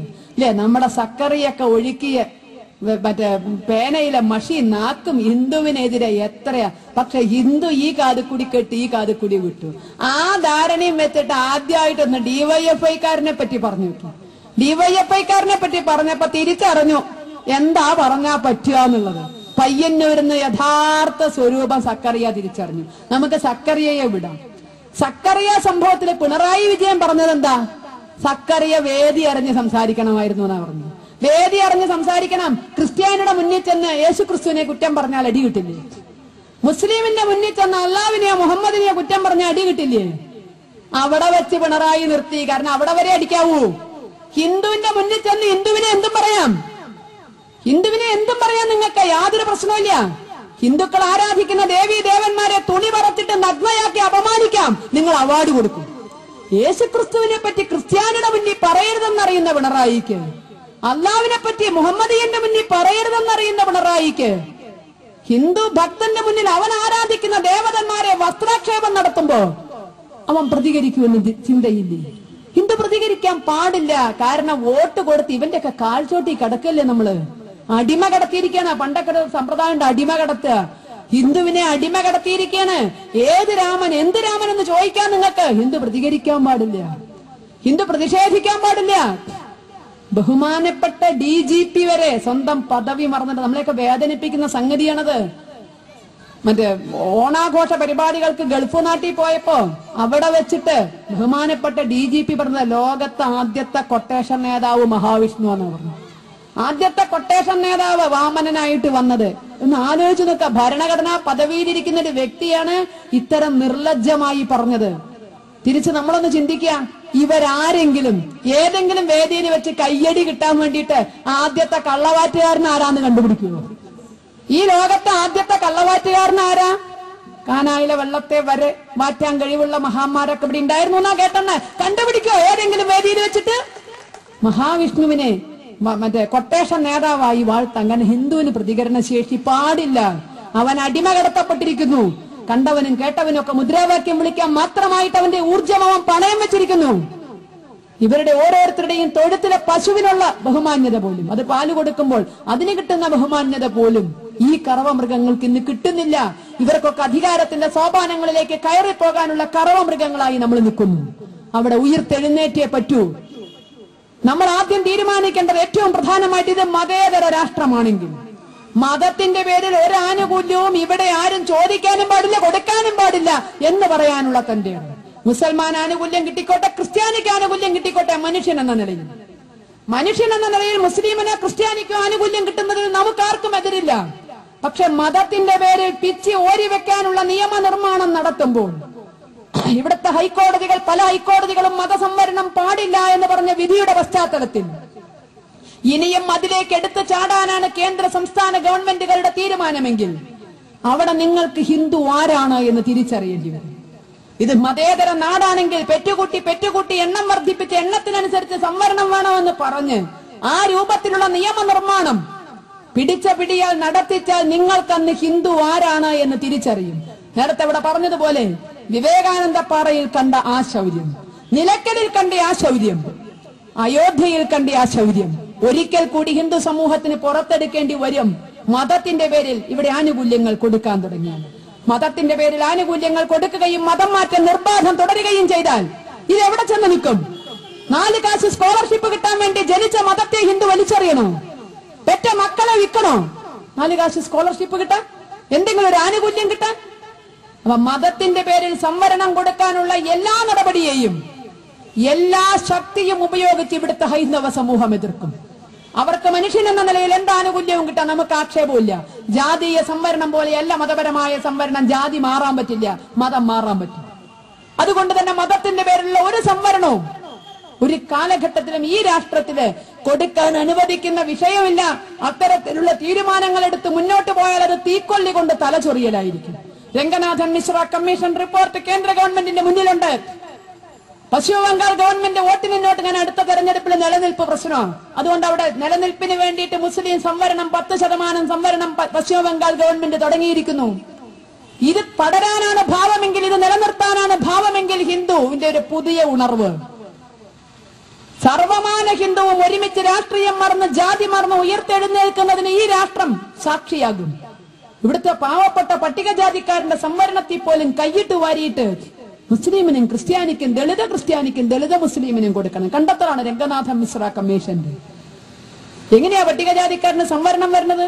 ഇന്നലെകളിൽ അവന്റെ അച്ഛനപ്പൂപ്പന്മാർ അനുഭവിച്ച അവഗണനയുടെ, അവജ്ഞയുടെ, ചൂഷണത്തിന്റെ ബാക്കി പത്രമായിട്ടാണ് ഇന്ന് അതിലൊരു പിടി ആളുകൾക്ക് ആനുകൂല്യം കിട്ടണത്.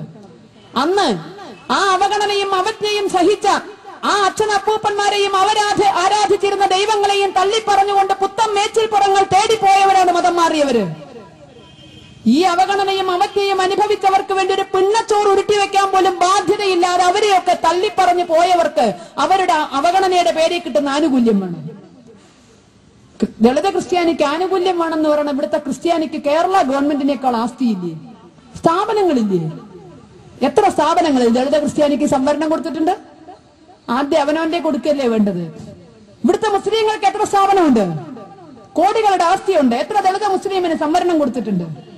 അപ്പൊ മതം മാറ്റത്തിന് പ്രോത്സാഹനം കൊടുക്കാനാണ് ഭാവമെങ്കില് അവിടെയും ഹിന്ദുവിന്റെ മറ്റൊരു മുഖം ഈ നാട് കാണും. സഹിച്ചും ക്ഷമിച്ചും മടുത്ത ഒരു ജനതയുടെ വിശ്വരൂപ പ്രകടനത്തിന് ഈ നാട് ഒരിക്കൽ കൂടി വേദിയാകും. അത്തരമൊന്നും പ്രതിസന്ധികളിലേക്ക് ഈ നാടിനെ നയിക്കരുത് എങ്കില് മതപരമായ സംവരണം എല്ലാ വിധത്തിലും അവസാനിപ്പിക്കുക. പ്രേമം മനസ്സുകൾ തമ്മിൽ അടുക്കുന്ന ഉദാത്തമായ വികാരമാണെങ്കിൽ ഞങ്ങൾ അതിനെ എതിർക്കുന്നില്ല. രാധാകൃഷ്ണ സങ്കല്പമൊക്കെ നിറഞ്ഞു നിൽക്കുന്ന ഈ നാട്ടിലെ പ്രേമത്തെ നമുക്ക് തിരിച്ചറിയാം. പക്ഷേ പൂവാലൻസ് ഡേ എന്നോ മറ്റു പലതോ പറഞ്ഞുകൊണ്ട് അതിന്റെയൊക്കെ മറവില് ഞങ്ങളുടെ അമ്മ പെങ്ങന്മാരെ കൊണ്ട് നിങ്ങളുടെ എണ്ണം വർദ്ധിപ്പിക്കാനാണ് ഭാവമെങ്കില് അതൊരു പക്ഷേ എണ്ണം വർദ്ധിക്കലിലാവില്ല ചെന്നെത്തി നിൽക്കുക. അനുഭവങ്ങൾ ആ തരത്തിൽ ഹിന്ദുവിനെ മാറ്റിയെടുത്തിരിക്കുന്നു എന്നുള്ളതാണ് സത്യം. ഞങ്ങളുടെ മക്കളെ വിൽക്കാൻ ഞങ്ങളുടെ ഇല്ല. കാലമേറെ ഞങ്ങൾ ഇത് സഹിച്ചിട്ടുണ്ട്. AD 712 സിന്ധാക്രമണം മുതൽ ഇവിടുത്തെ ഹിന്ദു സ്ത്രീകൾ ഇത് അനുഭവിച്ചു വരിക. നിർത്താൻ സമയമായിരിക്കുന്നു. മറ്റൊന്നിനും കഴിഞ്ഞില്ലെങ്കിൽ അമ്മ പെങ്ങന്മാരുടെ മാനം രക്ഷിക്കാനെങ്കിലും കഴിയണം. ഇവിടുത്തെ ഭരണകൂടത്തോട് നിങ്ങൾക്ക് പറയാനുള്ളത് അതാണ്. ഞങ്ങളുടെ പേറ്റുനോവ് കൊണ്ട് എണ്ണം വർദ്ധിപ്പിക്കരുത്, അതിന് പോലും വിലയിടരുത്. അത്രയും ഒന്ന് ഗതികെട്ട ഒരവസ്ഥയിലേക്ക് ഇവിടുത്തെ ഹിന്ദു സമൂഹത്തെ നയിക്കരുത്. ഒരു സ്ത്രീയുടെ മനസ്സിൽ ഉയരുന്ന ശക്തി എത്രയാണ് എന്ന്, അവരുടെ നൊമ്പരത്തിന്റെ ശക്തി എത്രയാണ് എന്ന് കൊടുങ്ങല്ലൂർ അമ്മയുടെ മുന്നിൽ നിൽക്കുമ്പോൾ നമുക്ക് ഓരോരുത്തർക്കും അറിയാം. സ്വന്തം ഭർത്താവിനെതിരെ ചതി പ്രയോഗിച്ച് പാണ്ഡ്യവംശത്തെ, പാണ്ഡ്യ നഗരത്തെ ചുട്ടരിച്ച കർണകി അമ്മയുടെ കഥ ഭക്ത്യാദരപൂർവ്വം നമ്മൾ ഇന്നും ഓർക്കുന്നുവെങ്കിൽ, ഒരമ്മയുടെ നൊമ്പരമാണ് അത്തരം ഒരു പ്രതികാരത്തിലേക്ക് എത്തിച്ചതെങ്കിൽ ഇന്നിവിടെ അതിൽ പരം നൊമ്പരവുമായിട്ട് 10,000 ഓരോ വീടുകളിലും ഉണ്ട്.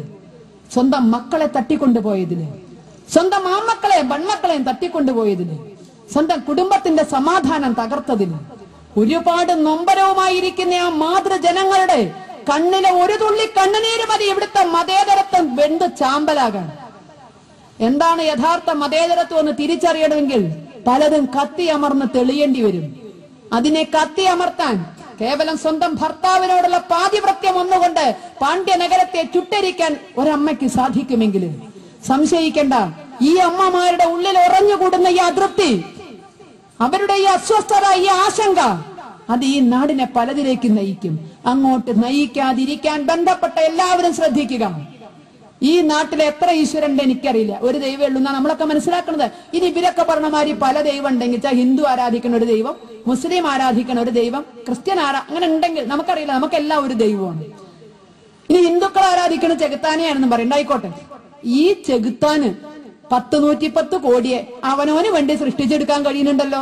110 കോടിയോളം ഹിന്ദുക്കൾ ഇന്നും ഉണ്ടല്ലോ, ഒരു സർക്കാർ ആനുകൂല്യം കിട്ടാതെ, ആരും ഒന്നും തരാതെ 110 കോടി ഹിന്ദു ഇന്നും ലോകത്തുണ്ട്. ഈ ചെകുത്താന് വരെ അവനോന് വേണ്ടിയിട്ട് 110 കോടിയെ ഉൽപ്പാദിപ്പിക്കാൻ സാധിക്കുമെങ്കിൽ, സൃഷ്ടിക്കാൻ സാധിക്കുമെങ്കിൽ, വേണ്ട എണ്ണം സൃഷ്ടിക്കാൻ വയ്യാത്ത ഏത് ദൈവ ഈ ദുനിയാവിലുള്ളത്?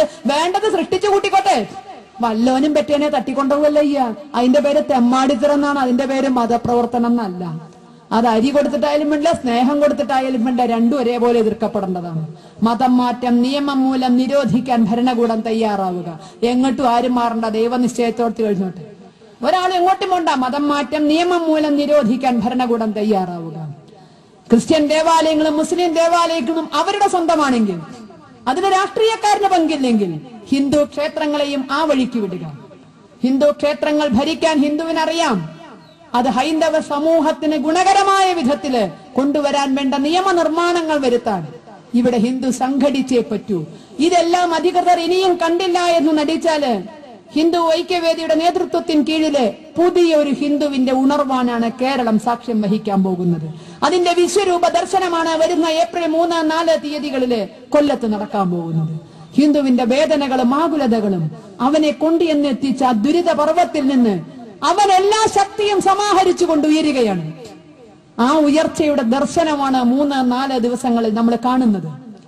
ആ ധർമാധർമ്മങ്ങൾ ഏറ്റുമുട്ടുന്ന ഇവിടുത്തെ കുരുക്ഷേത്ര ഭൂമിയില് പാഞ്ചജന്യം മുഴക്കിക്കൊണ്ട് ധർമ്മപക്ഷത്തിന്റെ വിജയം പ്രഘോഷിച്ചുകൊണ്ട് ആ സമ്മേളനം അവിടെ നടക്കുമ്പോൾ അതിന്റെ ഭാഗമായി മാറുവാൻ നമ്മൾ എല്ലാവരും അതിനു വേണ്ടുന്ന എല്ലാ വിധത്തിലുമുള്ള പ്രവർത്തനങ്ങളിൽ പങ്കാളികളാവുക. കേവലം സമ്മേളനം നടത്തി തിരിഞ്ഞു പോകാനല്ല, നമ്മെ അഭിമുഖീകരിക്കുന്ന പ്രശ്നങ്ങളിലേക്കൊക്കെ തന്നെ സമാജത്തിന്റെ മുഴുവൻ പിന്തുണയോടും കൂടിയിട്ട് സമരങ്ങളിലേക്ക് ഇറങ്ങുവാൻ, വിജയിപ്പിക്കാൻ. വിജയിച്ചല്ലേ നമുക്ക് പറ്റുള്ളൂ. നമുക്ക് കരയാൻ പറ്റുമോ? തിരിഞ്ഞോടാൻ പറ്റുമോ? 5 വയസ്സുള്ള കൊച്ചു കുഞ്ഞു പോലും അമ്പാടിക്കണ്ണനെ പ്രത്യക്ഷപ്പെടുത്തിയ നാടാണിത് ധ്രുവകുമാരൻ. 5 വയസ്സുള്ള അമ്പാടിക്കണ്ണനെ പ്രത്യക്ഷപ്പെടുത്താൻ നമ്മുടെ 5 ബാല്യത്തിന് കഴിയുമെങ്കിൽ നമുക്ക് അസാധ്യമായിട്ട് എന്തെങ്കിലും ഉണ്ടോ? കൗമാരപ്രായത്തിൽ തൂണിൽ നിന്നും തുരുമ്പിൽ നിന്നും നരഹരിയെ പ്രത്യക്ഷപ്പെടുത്തുന്ന പ്രഹ്ലാദൻ നമുക്കിടയിൽ ഉണ്ടായിട്ടുണ്ടെങ്കിൽ നമ്മുടെ ഉള്ളിലും ഇല്ലേ ഒരു നരഹരി? എല്ലാ അതിർത്തികളും വലിച്ചു കീറി എറിയാൻ കഴിയുന്ന, കൊടൽമാല പിച്ചി ചീന്തി എറിയാൻ കഴിയുന്ന ഒരു നരഹരി നമ്മുടെ ഓരോരുത്തരുടെ ഉള്ളിലില്ലേ? കൗമാരപ്രായത്തിൽ ഒരു പ്രഹ്ലാദനെ തൂണിൽ നിന്നും തുരുമ്പിൽ നിന്നും സൃഷ്ടിക്കാൻ കഴിഞ്ഞുവെങ്കിൽ നമുക്കും കഴിയണം. ആഴമുള്ള അലയടിക്കുന്ന സമുദ്രത്തെ ഒരൊറ്റ വെൺമഴ കൊണ്ട് കാതങ്ങൾ പുറകോട്ട് മാറ്റിച്ച പരശുരാമന്റെ അനുയായികളാ നമ്മള്. ഒരിത്തിരി മണ്ണിന് വേണ്ടി കടലിനെ പോലും പുറകോട്ട് വായിച്ച നമുക്ക് ഭൂമാഫിയകൾക്ക് മുന്നിൽ അഭിമാനം പണയം വെക്കണം. ഇത്രയും പ്രതിസന്ധി പരിഹരിച്ചവരാ. ആഴമുള്ള സമുദ്രത്തെ ചിറകെട്ടിയതിന് മുകളിലൂടെ നടന്നുപോയി രാക്ഷസ ശക്തിയെ ഇല്ലാതാക്കിയ ശ്രീരാമചന്ദ്രന്റെ അനുയായികളാ നമ്മൾ. ഒരു സീതാദേവിയെ രാവണൻ തട്ടിക്കൊണ്ടുപോയപ്പോ അണ്ണാറക്കണ്ണം വരെ ചേർന്ന് മോചിപ്പിച്ച നാടാ. 4000-ലധികം സീതാദേവിമാരെ കണ്ട പൊന്നാനികളിലെ രാവണന്മാരുടെ കോട്ടയിലെ തടവിൽ വെക്കുമ്പോ കഴിയില്ലേ നമുക്ക് അണ്ണാറക്കണ്ണനെങ്കിലും ആവാൻ? അശോകാവനിക ചുട്ടുപൊട്ടിച്ച ഹനുമാൻ സ്വാമി കലണ്ടറിൽ മാത്രല്ല, വേണ്ടി വന്നാൽ സീതാദേവിമാരെ മോചിപ്പിക്കാൻ അശോകവനിക ചുട്ടുപൊട്ടിക്കുന്ന ഹനുമാൻ സ്വാമിമാരായി മാറാൻ, ജയ് ശ്രീറാം എന്നൊരു ഒറ്റ വിളിയിലൂടെ എല്ലാ സീതാദേവിമാരെയും മോചിപ്പിച്ചു കൊണ്ടുവരാൻ വേണ്ടി വന്നാൽ നമുക്ക് സാധിക്കും, സാധിക്കണം. ധർമാധർമ്മങ്ങൾ ഏറ്റുമുട്ടിയ കുരുക്ഷേത്ര ഭൂമിയിൽ നിരായുധനായി ധർമ്മപക്ഷത്തെ വിജയിപ്പിച്ച ശ്രീകൃഷ്ണ ഭഗവാന്റെ അനുയായികളാണ് നമ്മള്. നമുക്ക് വിജയിക്കണ്ടേ? പരാജയം എന്താണെന്ന് നമ്മെ പഠിപ്പിച്ചിട്ടില്ല. നമുക്ക് വിജയിച്ചേ പറ്റൂ. ആകാശഗംഗയെ ഭൂമിയിലെത്തിച്ച ഭഗീരഥന്റെ അനുയായികളാണ് നമ്മള്. അസാധ്യമായി ഒന്നുമില്ല. അപ്പൊ മതം മാറ്റം, മതഭീകരത, മതത്തിന്റെ പേരിൽ കൊടുക്കുന്ന ആനുകൂല്യങ്ങള്, ക്ഷേത്രങ്ങൾ അന്യായമായി കൈവശപ്പെടുത്തുന്നത്, ലവ് ജിഹാദ് തുടങ്ങിയുള്ള നാനാവിധ വിഷയങ്ങൾക്ക് ഒറ്റ പ്രത്യുത്തരമായിട്ട് കേരളീയ സമൂഹത്തിൽ വളർന്നു വരുന്ന ഹിന്ദു ഐക്യവേദിക്ക് കീഴിൽ അണിനിരക്കുവാൻ മുഴുവൻ ഹൈന്ദവ സഹോദരന്മാരോട് ആഹ്വാനം ചെയ്തുകൊണ്ട് ഞാൻ എന്റെ വാക്കുകൾ അവസാനിപ്പിക്കുന്നു. നിങ്ങൾക്ക് നന്ദി. വന്ദേ മാതരം.